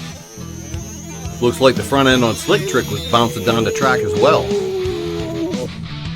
That makes one of the oldest cars in the 724 the Crystal Skull Trophy winner for the 2021 season, and she will carry it throughout the 2022 season. 2021 Crystal Skull Trophy, and the prize goes to Kelly Calkins and Valentine. Thank you. OG Cars took it this year. That was awesome. Thank you, guys. The women of the 724 never fail to put on a show. Last year, Brittany won the Crystal Skull coming across the finish line on 2 wheels. Yeah, the 2 on the passenger side. And this year, Kelly Calkins wins it by riding 600 foot on her rear bumper. Well, Tony, it's been an exciting yet frustrating day. I wonder what could have been making the cars jump out of the slot the way they kept doing. I don't know what to tell you for sure, but if it's this cold and raining out next year, I can already see drivers adding weight to the front ends of the cars before they ever get here. So what's up next for the racers? The next time we get together, it's going to be a shootout of the 724's fastest cars to determine who will be going to race against the Street Outlaws this year. Why don't we just take our top 10? Ain't that what the list is for? Our last top 10 race didn't include some of the usual suspects from the top 5. I want to make sure we only take the absolute fastest cars we have because Oklahoma isn't coming alone this time. They're bringing their friends from Memphis. Right on. Well, folks, that's it until next time. Until then, I'm Tony Malik. And I'm Randy Silvis. And you've been watching Slotrods.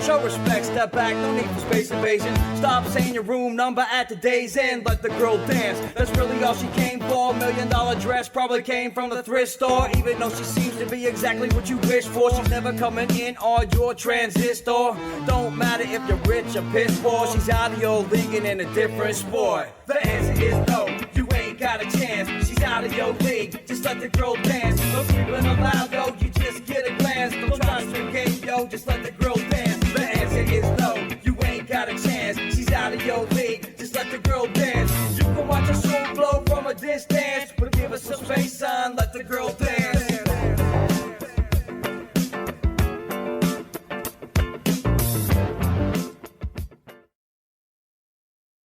Hey everybody, I'm Randy Silvis. And I'm Tony Malik. Welcome back to Slotrods, and welcome to our 3rd annual Halloween Shootout. This year we have a heat of 38 cars, our largest showing yet. Yeah, and you know what that means, don't you? No, what? A lot of ducks. On top of that, we got a lot of new builds by some new drivers, and they're bringing some new gear combinations with them. And that means all the current gear combos that we're using right now are going to change. So it's just free-for-all out here right now at the 724. I expect to see a lot of familiar cars going out early and some fresh faces moving on into the later rounds. Either way, you're going to see 38 cars become 19 today. All right, so let's get racing. First up, the 1940 Ford called Bootleg versus Race Charger called Death Metal. All right, we're ready. Well, Tony, looks to me like Bootleg just booted himself straight into the 60-foot marker, making Death Metal the winner. Round 1, race 2, all the way from Florida. My brother Taz in his double-stack 65 El Camino called the Tazinator versus the Gen 2 Trans Am called Flamethrower.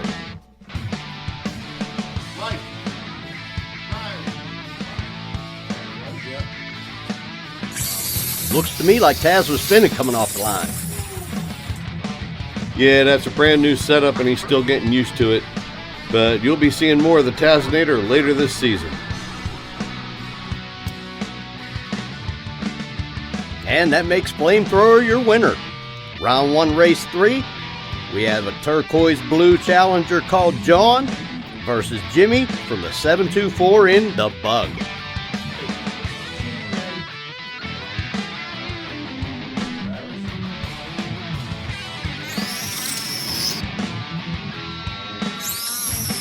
John fishtailed out of the hole like a trout swimming upstream. And that makes Jimmy our winner. Round 1, race 4, my 1966 Ford Galaxy called Blue Dream 2 versus the 1984 Chevy truck called Blue Bayou.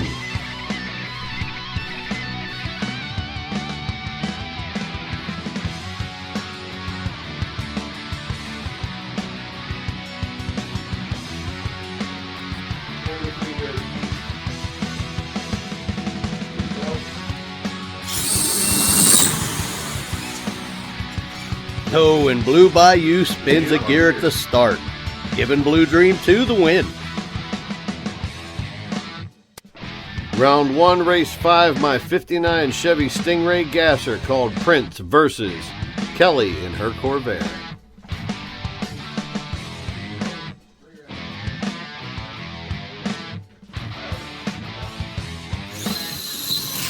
Yeah, it looks like Prince got the jump on Kelly right out of the hole. And that was all she wrote, giving Prince the win. Yeah, the vet spun a little on the line, but she grabbed and just took off. Round 1, race 6, we had Ray and his other Charger called the Sleeper versus the 66 Chevy called the Millennium Falcon.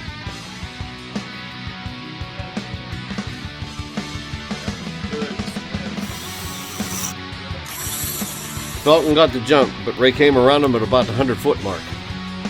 Yeah, the Falcon tried to come around him on the big end, but just ran out of real estate.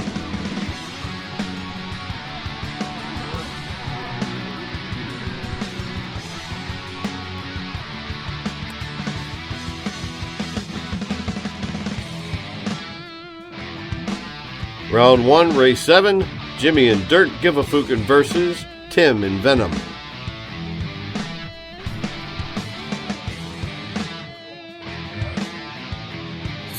Venom got the first half a car jump on DGF, but that Volkswagen caught pavement and started to put the spread on that Ford, giving DGF the win. Round 1, race 8, from the 412, the Gen 1 Firebird called Marble versus Xavier from the 724 in his 61 Ranchero called Rambunctious. Camera 1 on.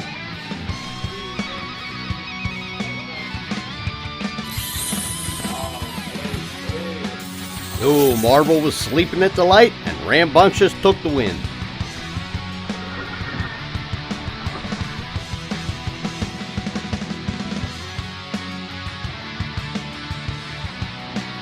Round 1, race 9, the drag truck cab over Pete versus Michael Mack in his Red Runner.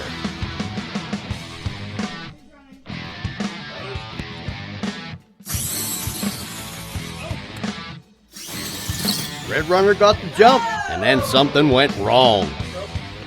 If you look quickly at the top of the screen, you'll see the Red Runner get out of his lane and get right in front of that truck. And got rear-ended clean off the track. Cab over Pete drove straight through that Mopar. Yep, and didn't even slow down. Watch the Red Runner defy the laws of physics after he gets hit.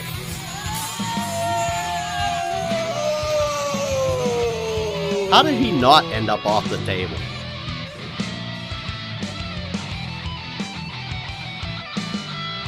Round 1, race 10, Mike Trumpy from the 412 in the Z28 called McMullet versus Tim Clark from the 724 in his Tri-Tower Tri-5 55 Chevy called Wicked. Camera 1 is running.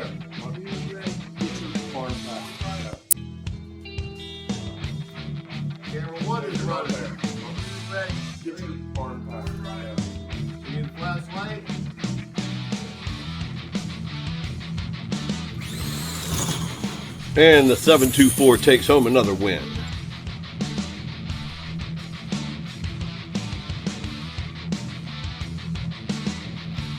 Round 1, race 11 is Bane from the 412 versus Poison from the 724.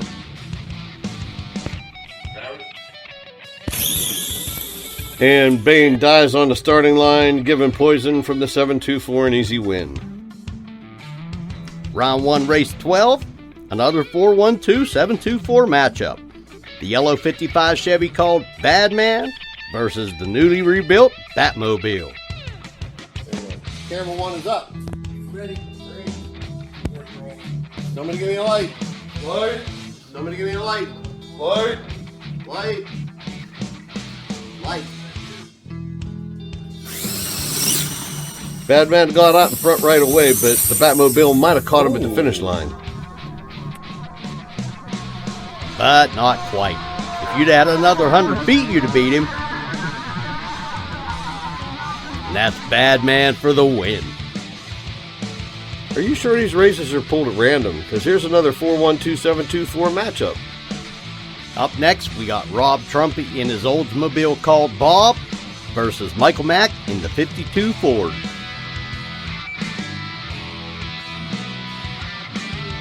Camera 1 is on.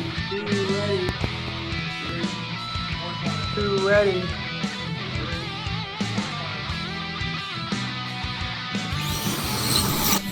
Oh, Mike was sleeping. The Oldsmobile took the win.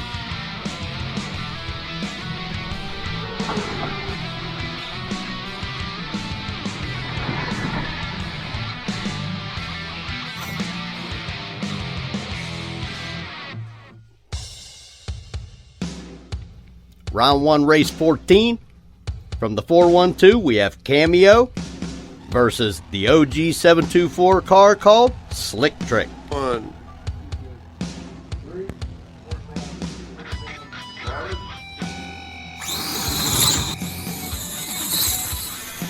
I got the jump on Trumpy, and he started coming around me, but I held him off till the finish. And you were lucky. He almost caught you.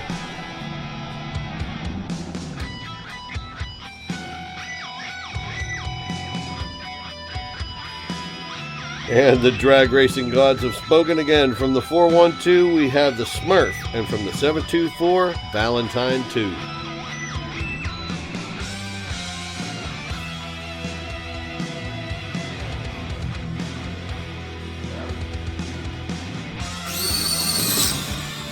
Looks like the Chevelle got the jump. Oh, they were neck and neck at the finish line.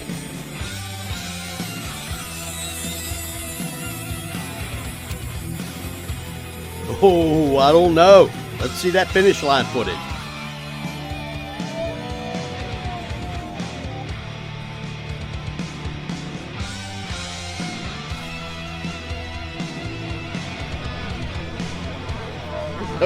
Oh, just got the Smurf by a bumper.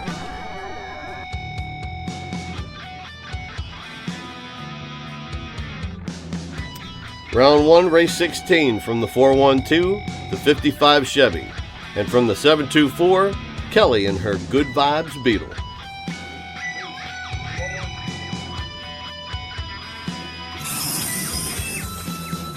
Now that's a drag race. Looks like the 55 was leading by the halfway point.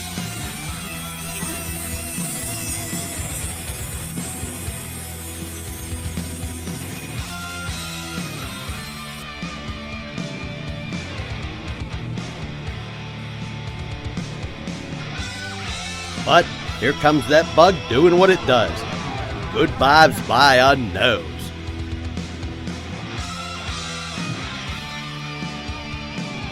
And finally the spell is broken. 2 cars from the 412, Annette Kane in the Eliminator versus Rob Trumpy in the Snake.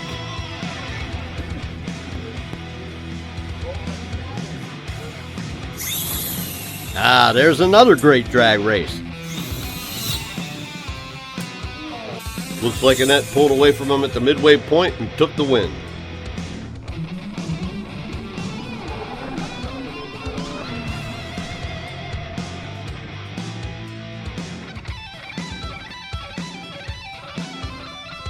Up next from the 412, the 66 GTO called the Jackalope versus Annette Kane's Porsche 911 called 911.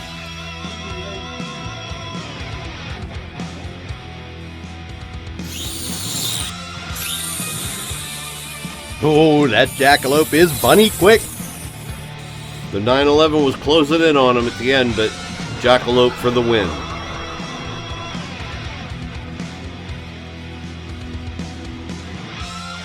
In our last race of the round pits the 724 Red Reaper against the Bandit from Atlanta, GA. No, that's the Bandit from the 412. But it looks like the Bandit from Atlanta, GA. But it isn't. On.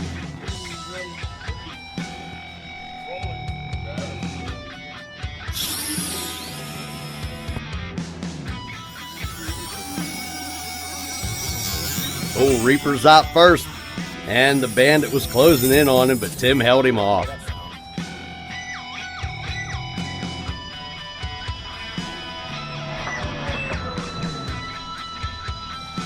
Giving Reaper the win.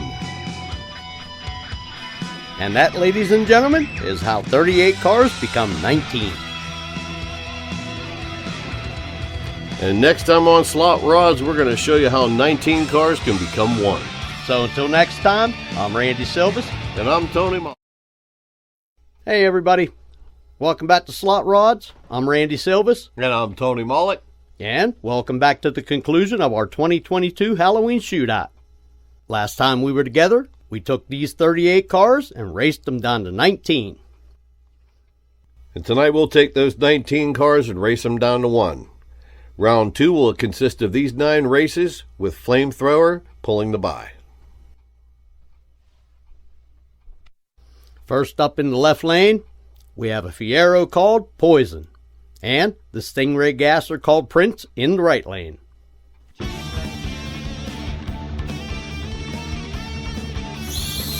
And the Fiero gets the jump. Wow. Looks to me like you were trying to come around him on the big end. Almost got him too. Fiero moves on to the next round. Round 2, race 2, we have Sleeper versus Rambunctious.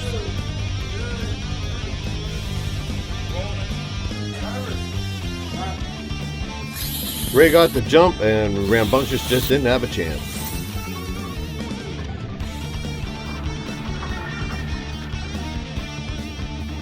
Round 2, race 3, we have the 55 Chevy called Bad Man versus the 51 Chevy called Slick Trick.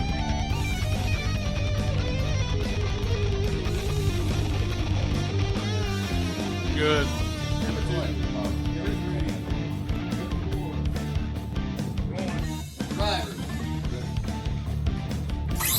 Boy, we are drag racing today. All these races have been pretty close so far. Oh, ran out of gear. Ran out of gear. Bad Man got off to the quick start, but Slick Trick reeled him in and came right around him at the finish line. And gapped him too. Round 2, race 4 will be the GTO called Jackalope versus the Tri-Tower Tri-5 55 called Wicked. One's good.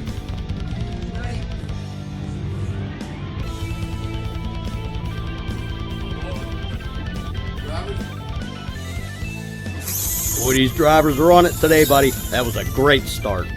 But Wicked began to separate immediately. Wicked by a bus lane. Round 2, race 5, we have Death Metal versus Cab Over Pete.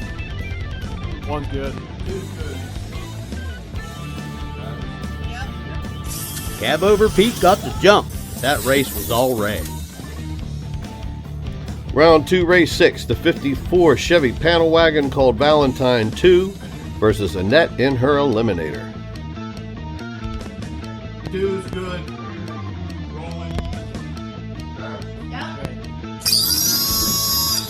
Oh, that, folks, is what you call a spun gear. Kelly's face says it all. That's the first time that car did that in 3 years of racing.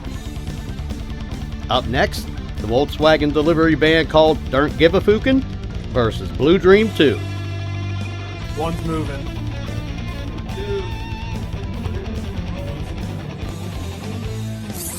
Cool, the Volkswagen took off like a bullet. Round 2, race 8, Tim and the Reaper versus Kelly and her Good Vibes Super Beetle. One's good. Camera 2, running. Running.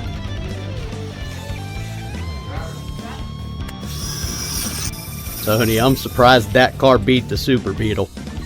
Round 2, race 9, we have a correction to make from the last race. I accidentally called Bob an Oldsmobile. He's actually a Buick Skylark. Versus Jimmy in the Bug.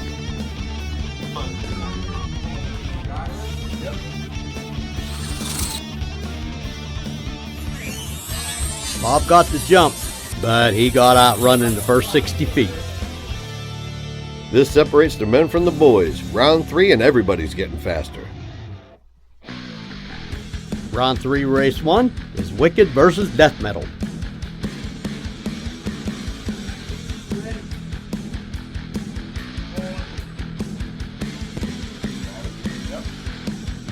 Looks like Wicked met his match. Yeah, it looked to me like Timmy was real late, so we'll never know how he could have done. This should be a close race. Brother versus brother. Dirt Give a Fukin' versus Sleeper.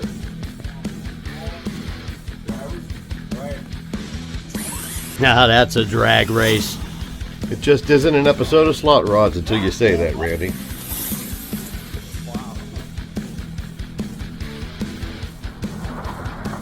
Looks like Jimmy clipped him by a car length. Round 3, race 3 is the Eliminator versus Poison.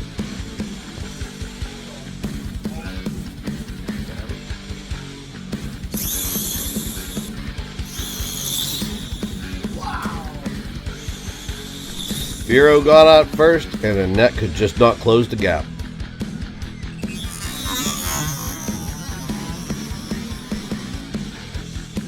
Round 3, race 4, we got Flamethrower versus Slick Trick.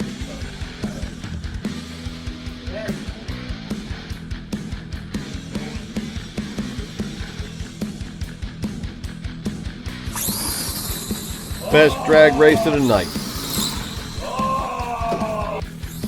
Looks like Slick Trick managed to separate about the 300-foot mark.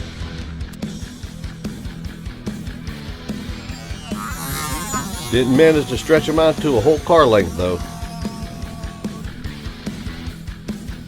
Round 3, race 5, we have the Bug versus the Red Reaper. Camera 1 is running.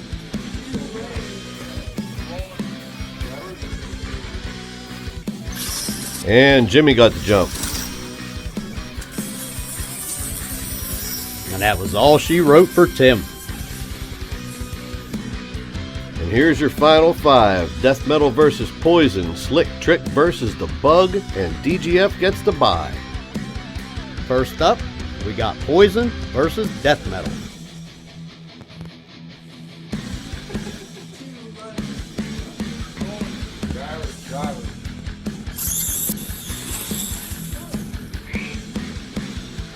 Up next, the Bug versus Slick Trick.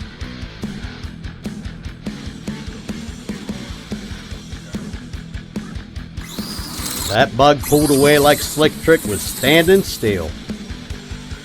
Our semi-final round, we have Ray in Death Metal versus his brother Jimmy in the Bug. And because Jimmy owns both Volkswagens, the bye was determined by a coin flip. Finals. Camera 1 on.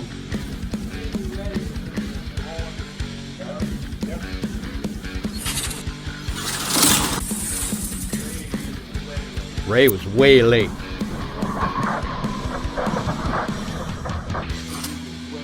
Bringing it down to DGF versus the Bug for the final. Hey, are we ready down there on the end? Are we down there with the light? Camera 1. Camera 2. Camera 3. Camera 4. Yep. Oh, DGF got to jump by 2 car lengths.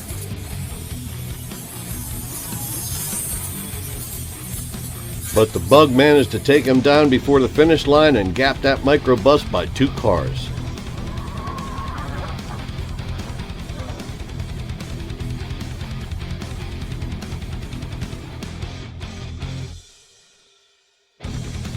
And our 2022 Halloween Shootout champ is Jimmy in the Bug. Here's the Bug in front of his trophy and his 2 Dodge Viper bodies that were given as a first place prize. Folks, that's going to be it for us for this year. We're going to go on our Christmas break, and we'll be back in early 2023 with more great races and a lot more surprises. So until then, happy holidays to our friends around the world. I'm Tony Mollick. And I'm Randy Silvas. And you've been watching Slotrods. Show respect, step back, no need for space invasion. Stop saying your room number at the day's end. Let the girl dance, that's really all she came for. $1 million dress probably came from the thrift store. Even though she seems to be exactly what you wish for, she's never coming in on your transistor. Don't matter if you're rich or piss poor, she's out of your league and in a different sport. The answer is no, you ain't got a chance. She's out of your league, just let the girl dance. No creeping allowed, yo, you just get a glance. Don't try to swing game, yo, just let the girl dance. The answer is no, you ain't got a chance. She's out of your league, just let the girl dance. You can watch a smoke blow from a distance, but give her some bass sign, let the girl dance.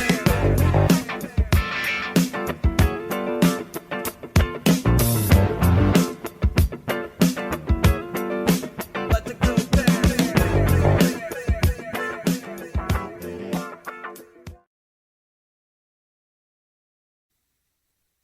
Hey everybody, welcome back to Slotrods, and welcome back to the WPSRA 4th Annual Halloween Shootout. I'm Randy Silvas. And I'm Tony Mollick. And we're here in Elizabeth, PA, with 66 of the fastest slot rods on the planet. This is the most entries we've ever had in a Halloween Shootout. And we've had so many entries, we've had to split the race into 2 heats. Each heat will be split into a winner's bracket and a loser's bracket. And then the losers will race the losers until there's 3 remaining. And then those 3 will go to the winner's bracket. At which point all the day's winners will single elimination race until someone gets the coveted Crystal Skull Trophy. And here's our first 36 contestants and their races for the first round. So without further ado, let's kick this thing off. Race 1, Heat 1 is Massey versus Scorpion.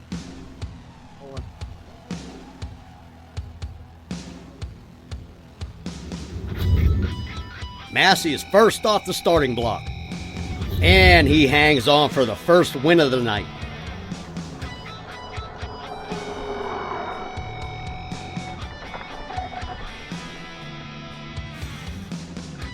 Race 2 is the Tri 555 called Bad Man versus the Chop 57 Donk called Obelisk.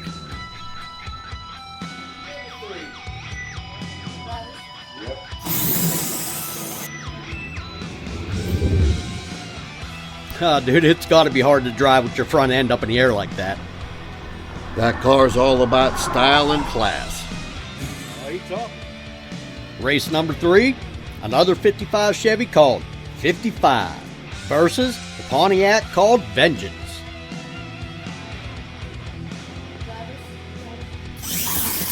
.55 got caught napping at the light, and by the time he took off, Vengeance was dang near to the finish line.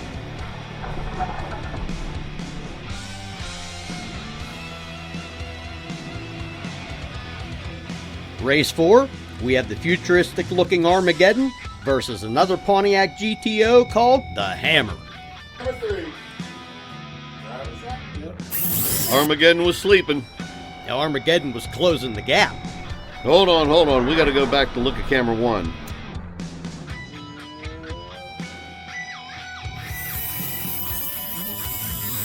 The Hammer jumped the light, and that gives Armageddon the win by default.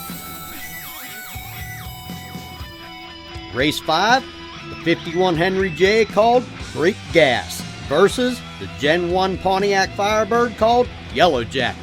That plate on the back of that Pontiac says Angelo. Rob already has a John, a Bob, and a Mr. Brown. What, no love from me, a paisan? There was no love from Great Gas. He was going like a puff of smoke. And the Henry J laid the Gapsatia on that Pontiac. Gapsatia. Spicy. Race 6, the Fireball Camaro versus the 76 Stingray called the Batmobile.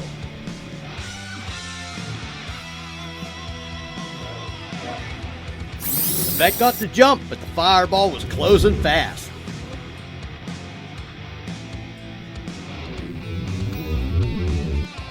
And the Fireball came around me on the big end.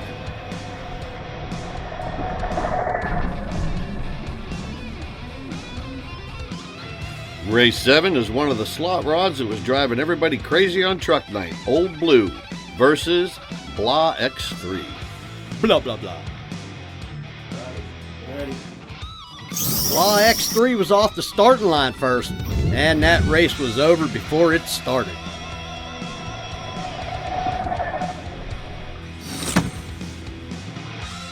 Race 8, Annette Kane in her daily driver called Mini-Me versus Tony in his childhood fantasy, the Mach 5.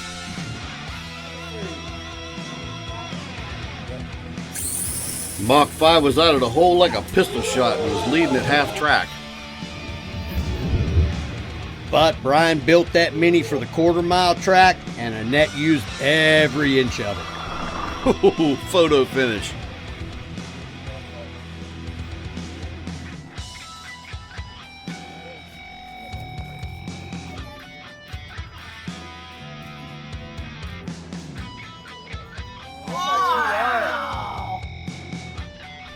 And as Tony is fond of saying, in Slotrods, when we say buy a bumper, we mean buy a bumper. Well, in all fairness, the Mach 5 doesn't have a front bumper. And that motor's only got a few passes on it. She'll warm up over the course of the night and get my top end together. Well, you'll have a few races to get it broke in, while you're getting a few wins in the loser's bracket. Race 9, the Joker versus Dark Phoenix. Now that sounds like a Batman sequel. And the Joker knocks the tires loose. And by the time he got it gathered up, it was way too late. Dark Phoenix for the win. Race 10, the Hemi-powered Cuda called Frankenberry versus that beautiful teal-colored Tiger Beetle.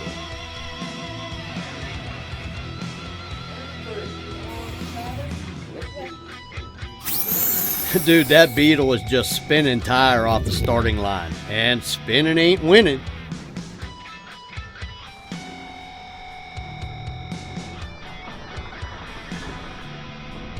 Race 11, two El Caminos.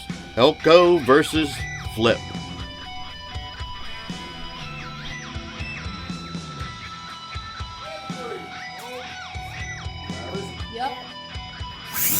Oh man, perfect start. They were neck and neck off the starting line. But Flip started to stretch the Elko out about camera 2.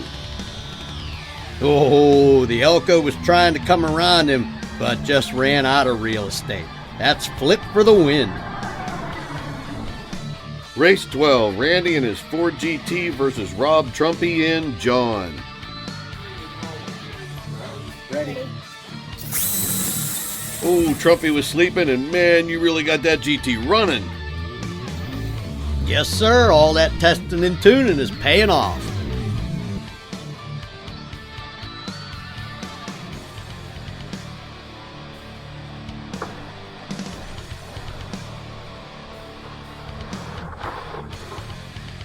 Race 13, Mero versus Dr. Hemi. Hey man, I thought I told you to call that car Cuda. Well, that's not what the license plate says, and the car told me his name is Dr. Hemi. It looked like I might have got him off the line, but he out 60-footed me.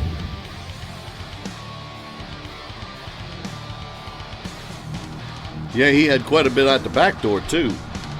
Race 14, two cars with quite a bit of track time on them. Flamethrower versus Exodia.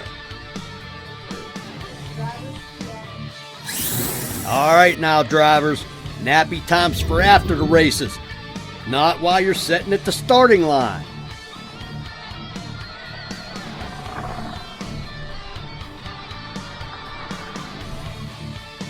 Race 15, Annette in the Eliminator versus Xavier in Rambunctious.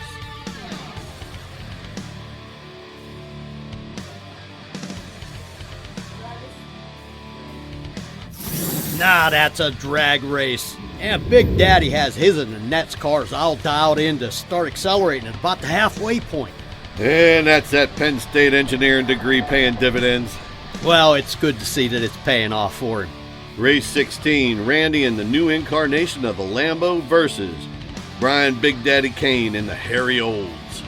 I got that Lambo set up for short tracking. Well, you cut a pretty good light and you were out on him by a couple of car lengths. You did your job. Yep, the Lambo did its job too up until about the halfway point. Then all I could see was hairy taillights.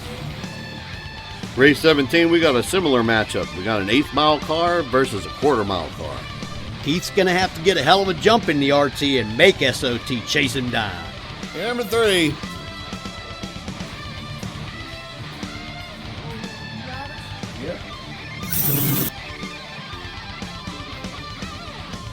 Keith did his job. He was leading at the 1/8 mile.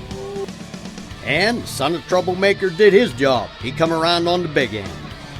Keith damn near roped and tied that Pro Mod, but he just couldn't hang on. Our last race of the round is Keith in his Mopar funny car called the Cannonball versus the 64 Chevy 2 station wagon gasser called Boss Nova. Okay. Boss Nova got out first. Then the tires broke loose and that cost him momentum. And all he could do was watch the Cannonball walk away from him. Cannonball for the win. And here's your winner's bracket from Heat 1. Join us next time when we will determine the winner's bracket for Heat number 2. So until then, I'm Tony Mollick. And I'm Randy Silvis. And you've been watching Slotrods. Hey everybody, I'm Randy Silvis. And I'm Tony Mollick. Welcome back to our 4th annual WPSRA Halloween Shootout. Last time we were together, we covered the winner's bracket of Heat 1, and tonight we're going to do the same for Heat 2. We're up to 66 contestants now, and we're going to show you how we carved through this huge amount of cars. And these slot car savages are competing for the coveted Crystal Skull Trophy. So let's get this party started. Heat 2, Round 1. The 70 Stingray called SOB versus the 36 Willys called Raw. Ready. The Willys makes an exit stage right and drops immediately off the edge of the cliff, giving SOB the first win of the night. Race number 2. The Willys pickup called Calvary versus My Red Spirit of 57.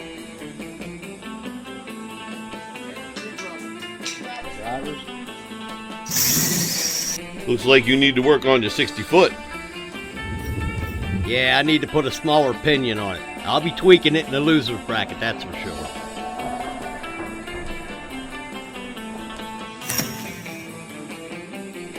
Race number 3, Tim Clark and Swap Meet versus Scoutrageous from Team Motown. And Tim spins the gear on the starting line. Race number 4, Hose Clamp versus Blue Bayou.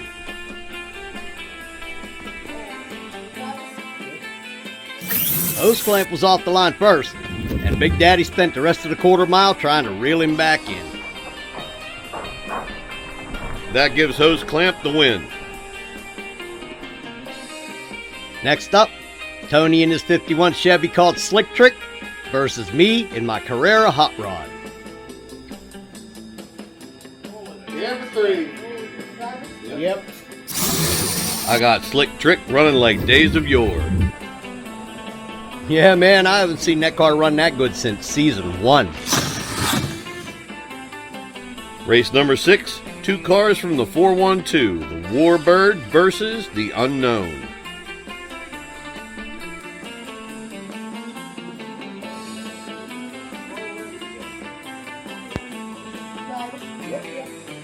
Looked like the Warbird had traction problems at the start, and the Unknown got out in front of him first, but the Warbird comes around on the big end for the win.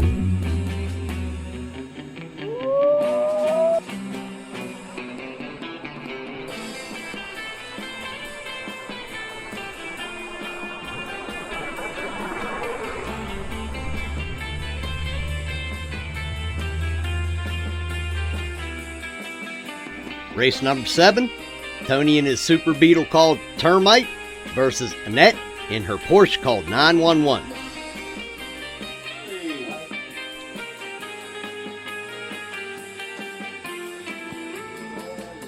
Yeah, ready. 911 was out of the hole before the bug even got traction.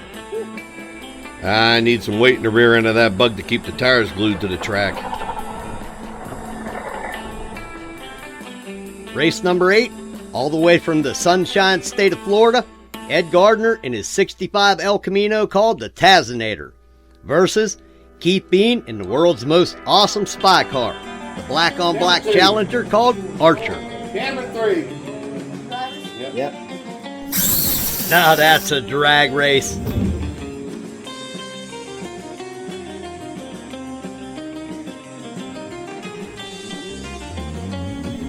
Looks like the Tazinator was ahead by a bumper at the halfway point.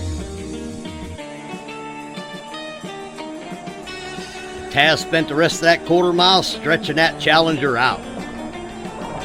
Tazinator by 2 cars.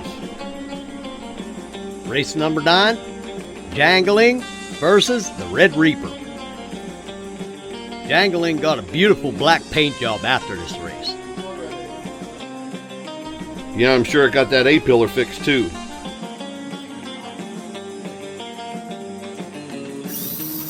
Red Reaper got out to an early lead. And here comes Jangling. And there goes Red Reaper. And out of the slot and riding the cliff's edge all the way to the finish. Race number 10, GetX versus Banshee. Rolling.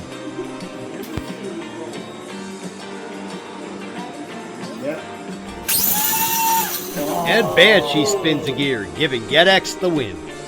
Race number 11, a couple of Chop 32s, Milner versus Nightmare.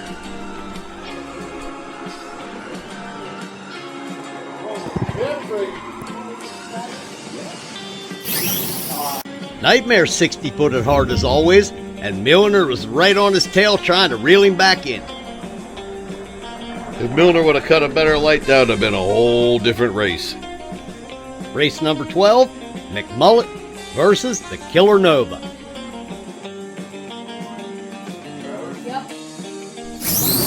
McMullet got the jump, but the Killer Nova started coming around about the 100-foot mark, and he just kept walking away.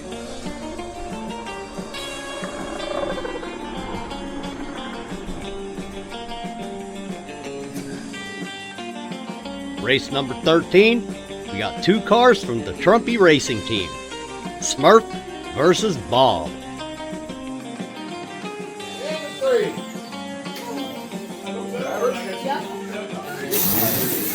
Oh man, the Smurf was all over the lane.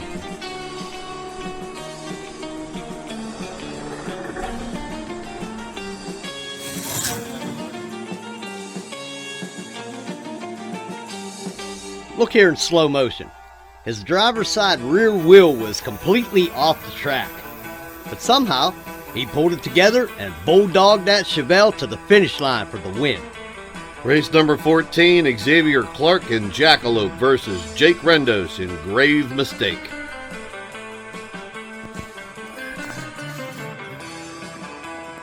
Rolling. Camera 2. Camera 3. And I think if Jake would have had full traction, he'd have won that race.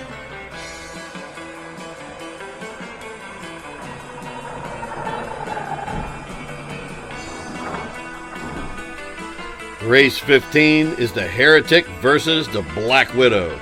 Now there's 2 cars that sound like they should be competing in a Halloween race.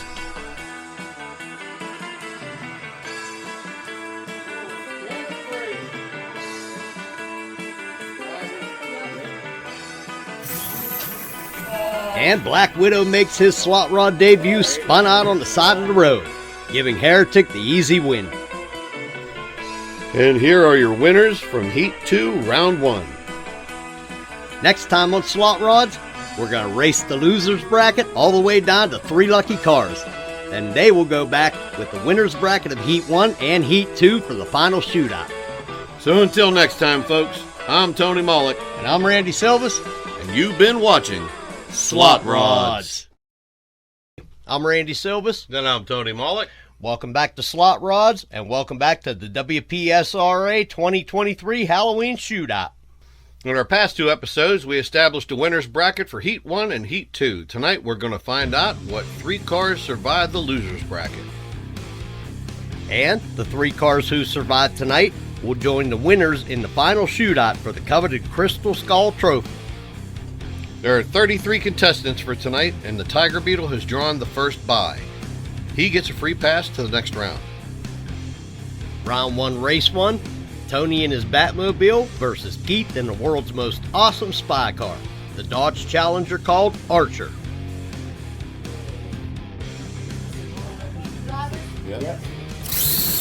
Looks like the Batmobile got out first. And I managed to hang on to the lead and take the win.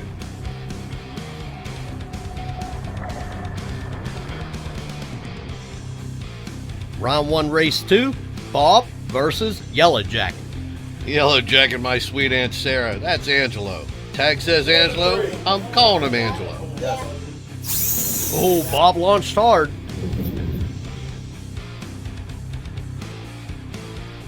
And Angelo comes out of the slot across the center. Not that it really mattered all that much. Bob already won that race. Round 1, Race 3, 2 more cars from the Trumpy Racing Stables. The Powder Blue Mopar called John versus the Chop 32 called Milner. John blew the tires off at the starting line, and that race was pretty much over. And that's Milner by a freight train. Round 1, Race 4, the 55 from the 412 versus Randy in Hot Rod. Good? Ready? Yeah, we both spun off the line. Looked like you were both starting to gather it up around mid-track. And I stretched him out in the last 200 feet for the win. Round 1, Race 5, Tony in his Mach 5 versus Jake Rendos in his donk called Obelisk. Camera 3. Ooh, you got a little squirrely coming off the line, didn't you, Tony? Yeah, I managed to get the win, but I think that traction problem is going to be a problem all night long. Yeah, and 48-degree weather isn't helping us out much either. And as everybody knows, there's no solution for worn-out tires other than new tires. Those are H&Rs. I think I'm going to change her over to Quick Slicks.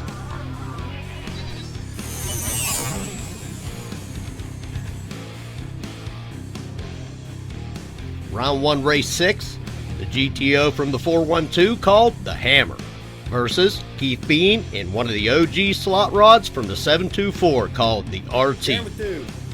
Camera 3. RT jumps out to the early lead, but here comes the Hammer. Oh, but the RT hangs on to win by a car length.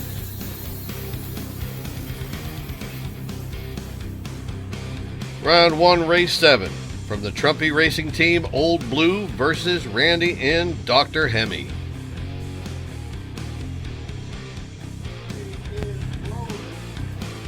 Ready? Now that's a good perfect start.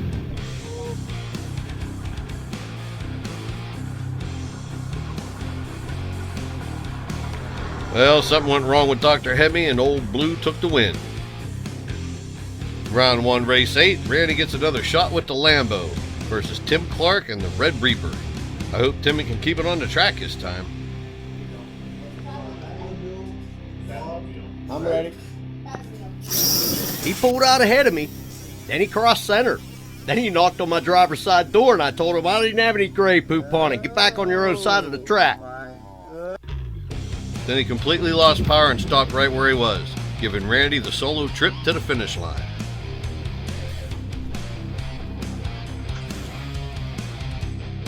Round 1, Race 9. Tim Clark and the Joker versus Xavier Clark in the 61 Ranchero called Rambunctious. Rolling.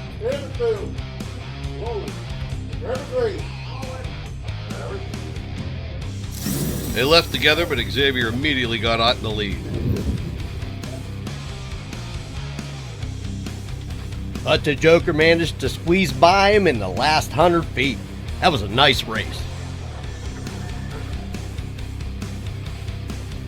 Round 1, race 10, Tim Clark and his 56 Chevy called Swap Meet versus Jake Rendos and Banshee.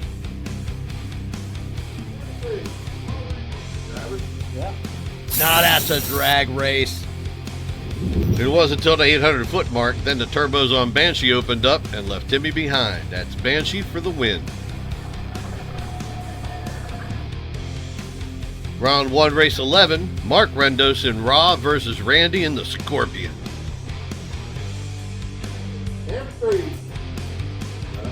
Ready. Woohoo! Mark got that wheelies running. Raw takes the win.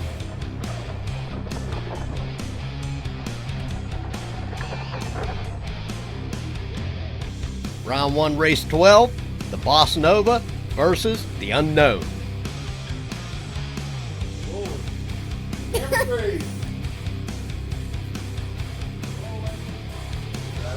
Ready.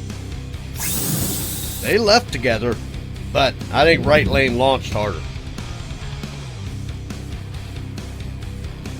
And somewhere in the last 300 feet, Tim slingshotted for the decisive win. Round 1, race 13, a little Chevy on Chevy crime. A little 412 on 412 crime. We got McMullet versus Blue Bayou.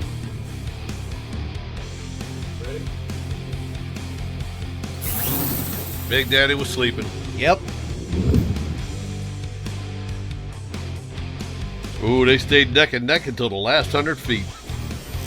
And McMullet takes it by a nose. Round 1, race 14, me and my Super Beetle called Termite versus me and my Spirit of 57. Be safe, brother. Same to you.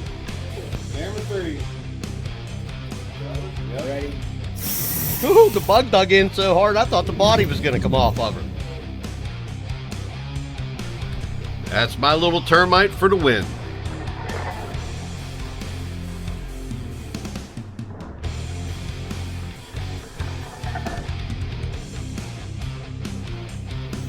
Look in slow motion. You knock the back wheels loose and it still dug in so hard the body almost come off. Round 1, race 15, a couple of cars from the Trumpy race team. The Elko versus the Flamethrower. Ready. Man, that Elko really took off.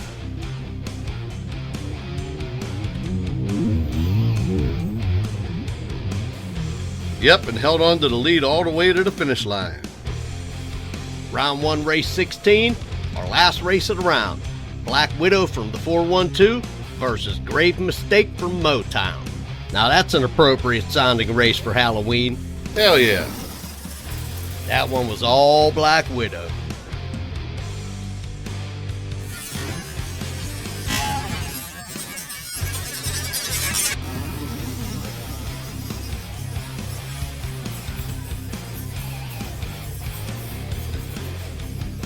Yep, and Black Widow ended up paying for it when he smacked into the corner of the catch bin. Yeah, unfortunately he rolled into the catch bin instead of over the cliff. And here are your survivors from round 1 of the losers bracket. And here are your races for round 2. Black Widow draws the bye, and I'm sure he can use it after that crash.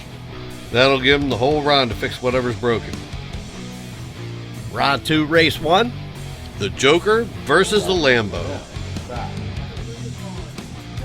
Ready.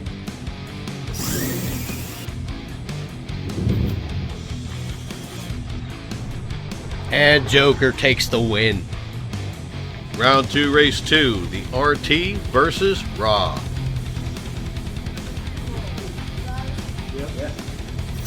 Looks like Raw had a failure at the line, and the RT gets a free test pass. Round 2, race 3, the Boss Nova versus the Tiger Beetle. Ready. Looks like the Beetle was still having traction problems, but he started coming around a bit, I think about camera 2.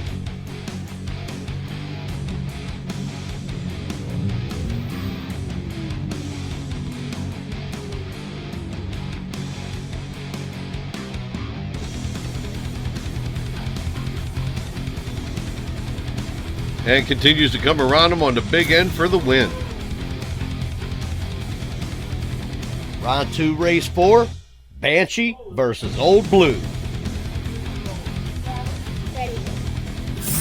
Old Blue was out first. But Banshee came around him and stretched him out for the win.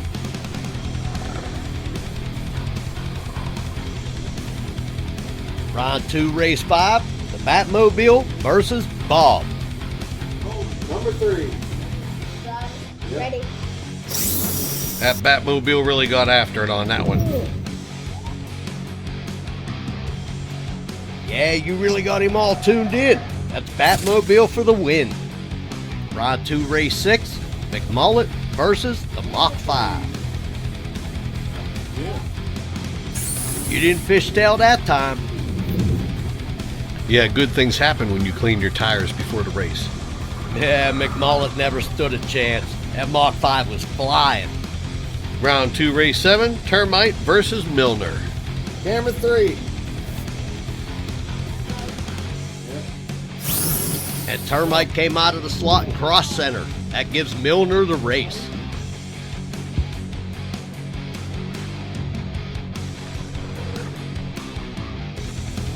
Round 2, race 8, the Elko versus Hot Rod.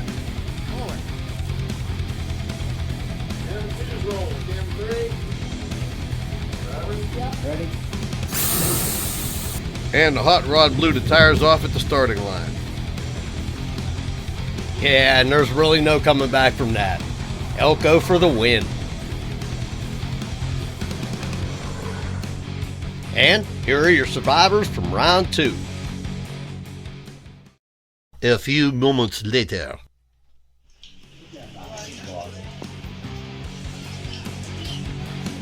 It is really coming down. Rain delay.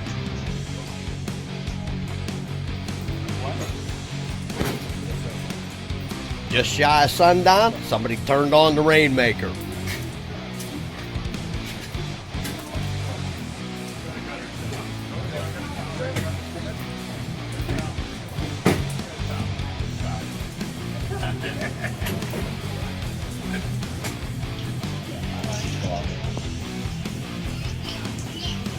And then Mother Nature got involved. All right, let's do some racing.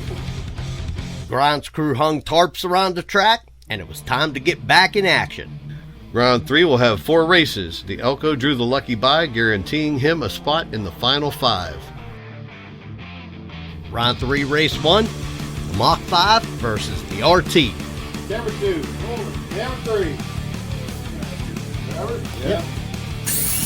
Looks like the rear end broke loose on the Mach 5 again. Traction was marginal at best. Colder and wetter it got, the worse it got. Well, you hung in there for the win. Hopefully the Mach 5 hangs in there for a few more races. Round 3, race 2, a race that should have happened a long time ago. A real old-fashioned story of good and evil. The Batmobile versus the Joker. Now that's a drag race. Hey now. Sorry about that, but look how close it was on camera 2.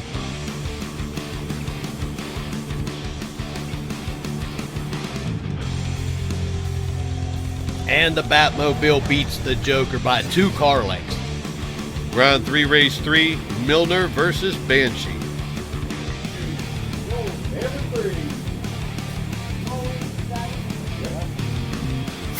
Milner lost traction, and I think he crossed center about camera 2.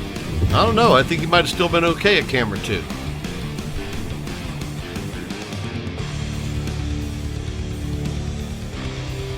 You can't tell from camera 3 either, but no matter, Banshee got the win. The last race of round 3, Black Widow versus the Tiger Beetle.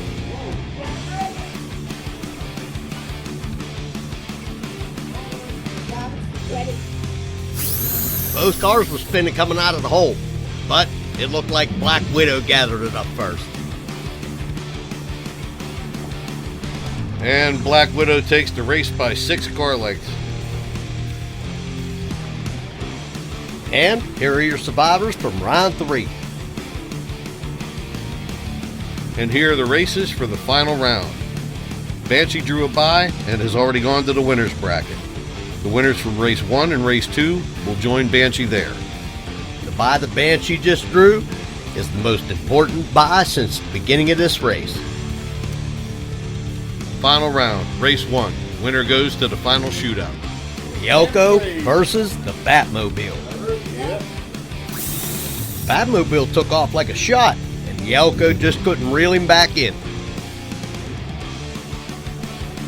And the Batmobile goes back to the winner's bracket. And now, the race for the last spot in the winner's bracket. Black Widow versus the Mach 5. The Mach 5 found his traction and shot off the line like a bullet, and the Chevelle never stood a chance.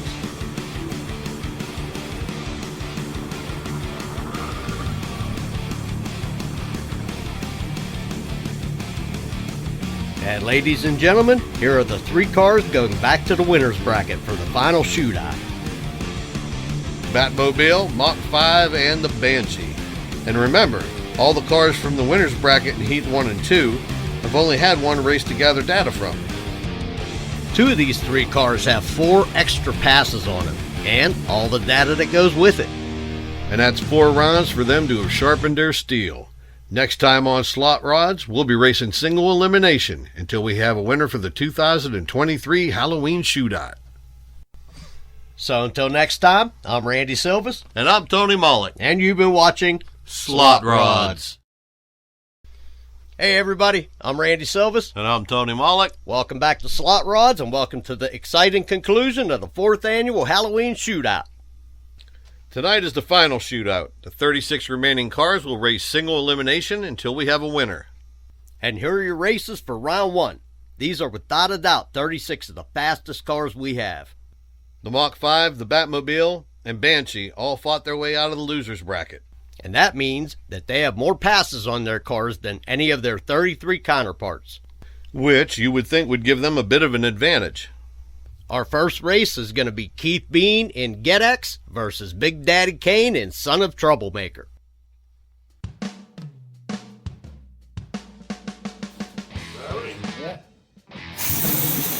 GetX was first off the line and he was still leading at camera 2. But SOT comes around him in the last 100 feet.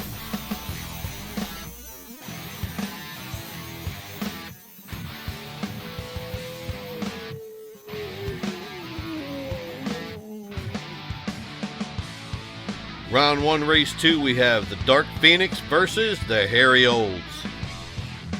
Not that loss. Dark Phoenix took off like a shot. And the Hairy Olds shot out of the slot and was riding on his driver's side wheels by the time he crossed the finish line. Dark Phoenix for the win. Round 1, race 3, Fireball versus 911. Number 3.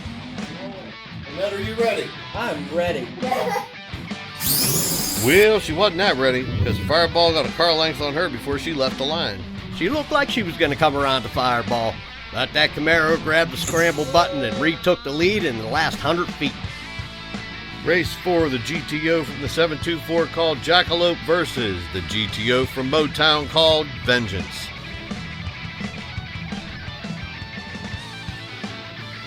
Jackalope got out 60-footed, and he had no chance of reeling him back in.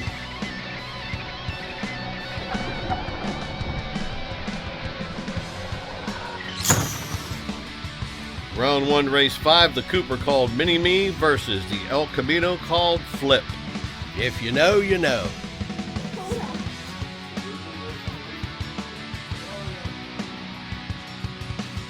Ready.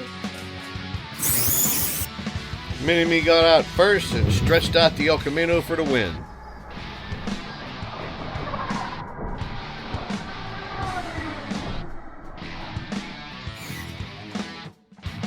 Round 1, race 6. The Big Bad Blown 65 El Camino called the Tazinator versus the rear engine monster Mopar called Hose Clamp. Camera 3. Tazinator knocked the tires loose, and that was all it took to give Hose Clamp the lead. Tazinator managed to reel him back into about a half a car, but he just ran out of real estate. Race 7, the Gen 3 Camaro called Morrow versus Randy in his Ford GT. Yes. GT dug in and took off for me. It gave me about 2 car lengths on the Camaro.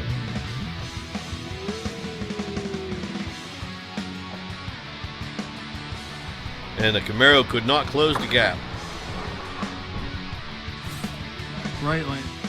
Race 8, 51 Chevrolet from the 724 called Slick Trick versus the Gen 1 Firebird called Warbird.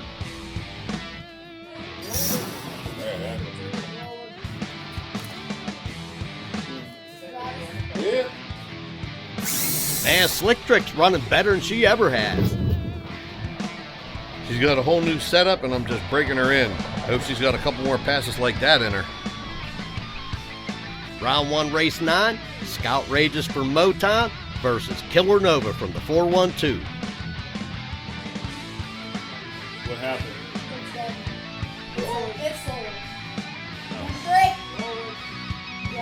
Ready. Scout Rages got off to a quick lead and then got loose around camera 2. Come off the track and lost power. Giving the Killer Nova a free pass to the win. Round 1, race 10, the Eliminator versus Exodia. Hold it like the Statue of Liberty, Rob. We're racing. I'm ready. Exodia left the Eliminator at the starting line and never looked back.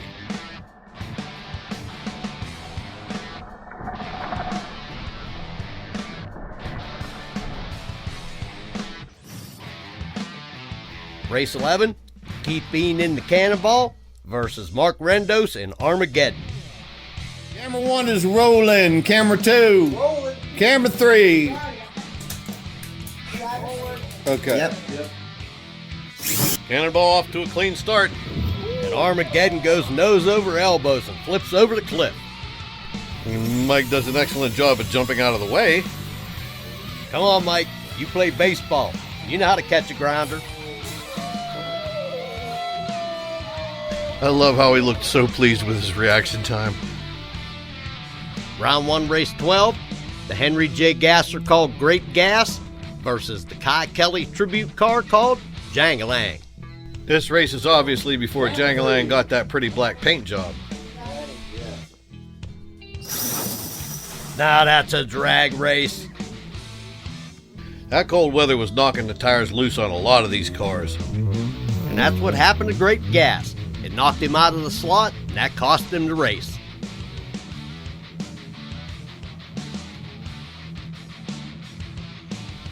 I keep telling these guys, single file's not the way you're supposed to finish a race. Race 13, the first of our survivors from the losers bracket, Banshee versus Blah X3. Camera 3. Yep. Blah X3 got off to the early lead Banshee was closing the gap at camera 2. and comes around BX3 on the big end for the win.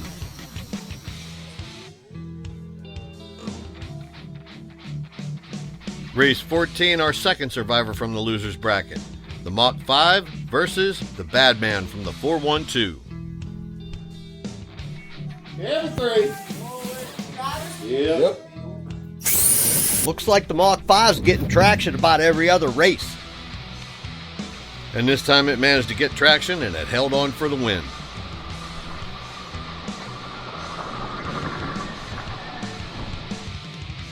Round 1, race 15, Frankenberry versus Nightmare.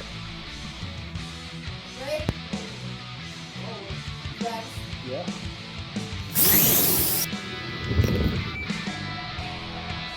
And Frankenberry just fishtailed his way into a loss. Race 16, the Chevelle called Smurf versus the last of our survivors from our losers bracket, the Batmobile.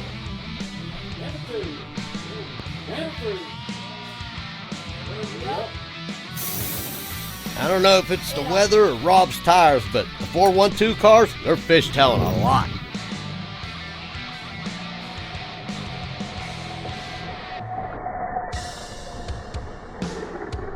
Round 1, race 17, the Heretic versus Mazzy. Camera 3. Drivers. Yep. Massey took the 60-foot, but here comes the Heretic around on the big end, and he even put a gap on Massey.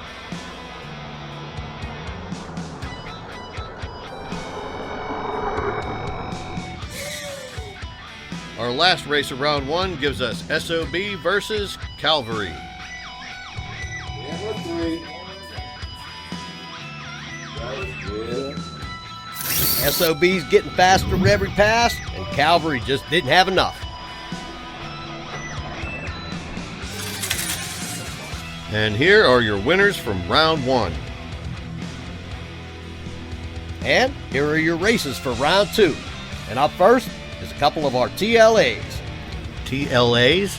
They're the cars with names so big, they need to be reduced to 3-letter acronyms. Nice. Camera 2. Camera 3.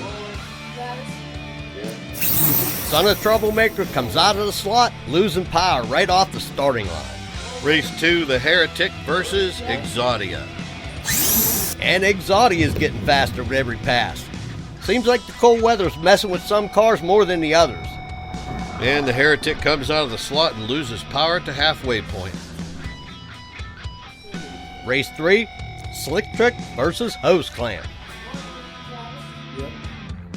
As with every other Motown car, Hose Clamp was off to the early lead, and Slick Trick just couldn't close the gap.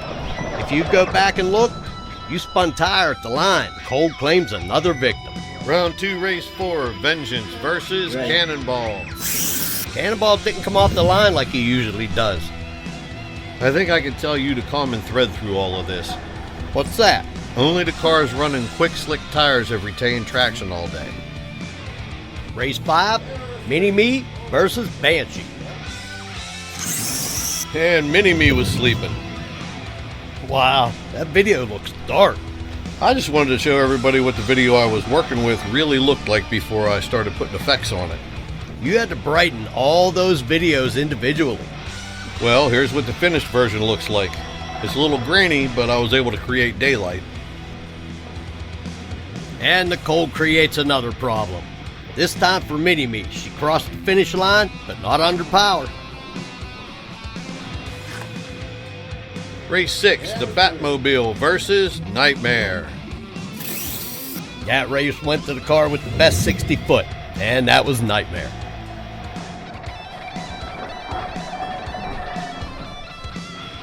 Race 7, Randy and his GT versus the Fireball Camaro. And the GT made the best pass it ever made for me.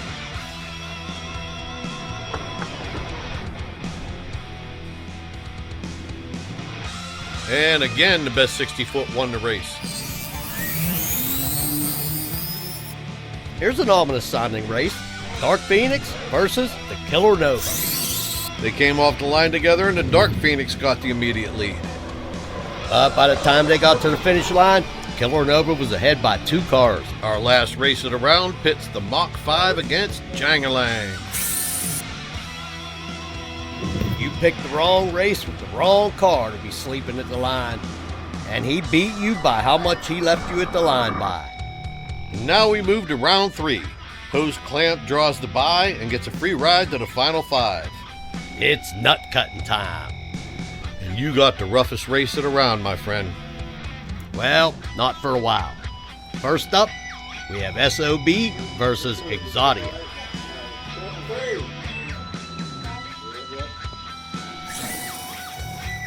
All right, dude, what happened?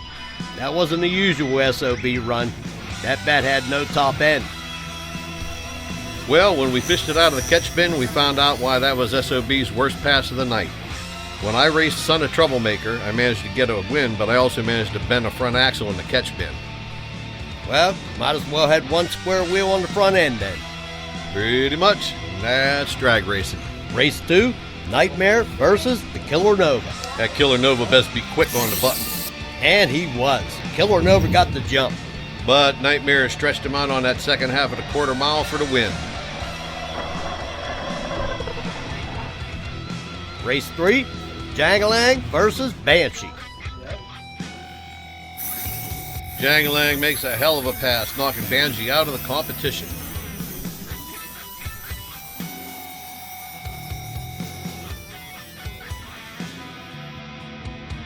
Well, here's that race you were talking about. Me and my GT versus Jake and Vengeance. Ooh, I know I got him off the light. But he just had a little too much power out the backside.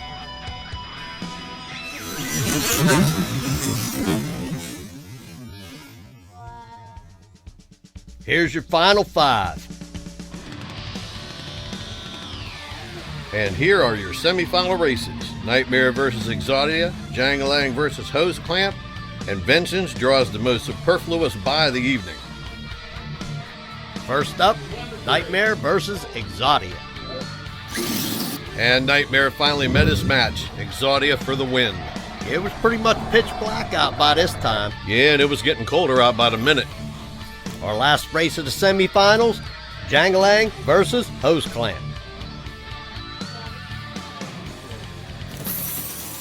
And Jangalang was caught sleeping at the line. Once he got off the line, he stuck the tires so hard that he crossed center at about the 100-foot mark and hit Hose Clamp. I don't know how Hose Clamp didn't come out of the slot, but he held his ground, and he even kept Jangalang from going over the cliff. And they finished single file.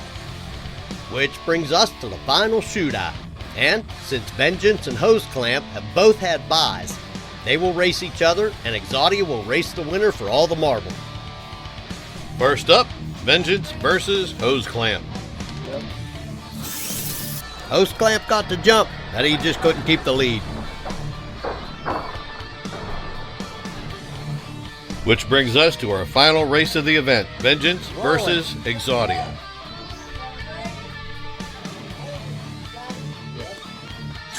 Now that's a great start.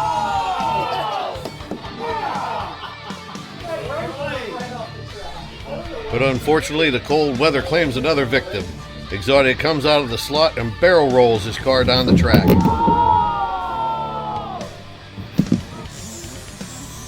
That was an excellent final race, right up until Exodia left the track.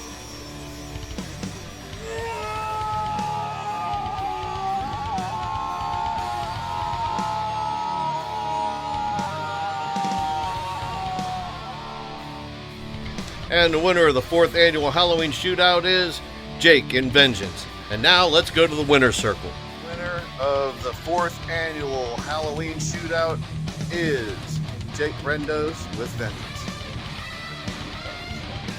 Hang on to that trophy till next year, kids. Don't lose it.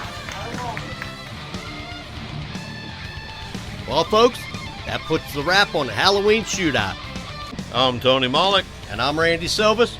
And you've been watching Slotrods. The answer is no, you ain't got a chance. She's out of your league, just let the girl dance. No sleeping allowed though, you just get a glance. Don't try to swim game, yo, just let the girl dance. The answer is no, you ain't got a chance. She's out of your league, just let the girl dance. You can watch her soul glow from a distance, but give her some face on, let the girl dance.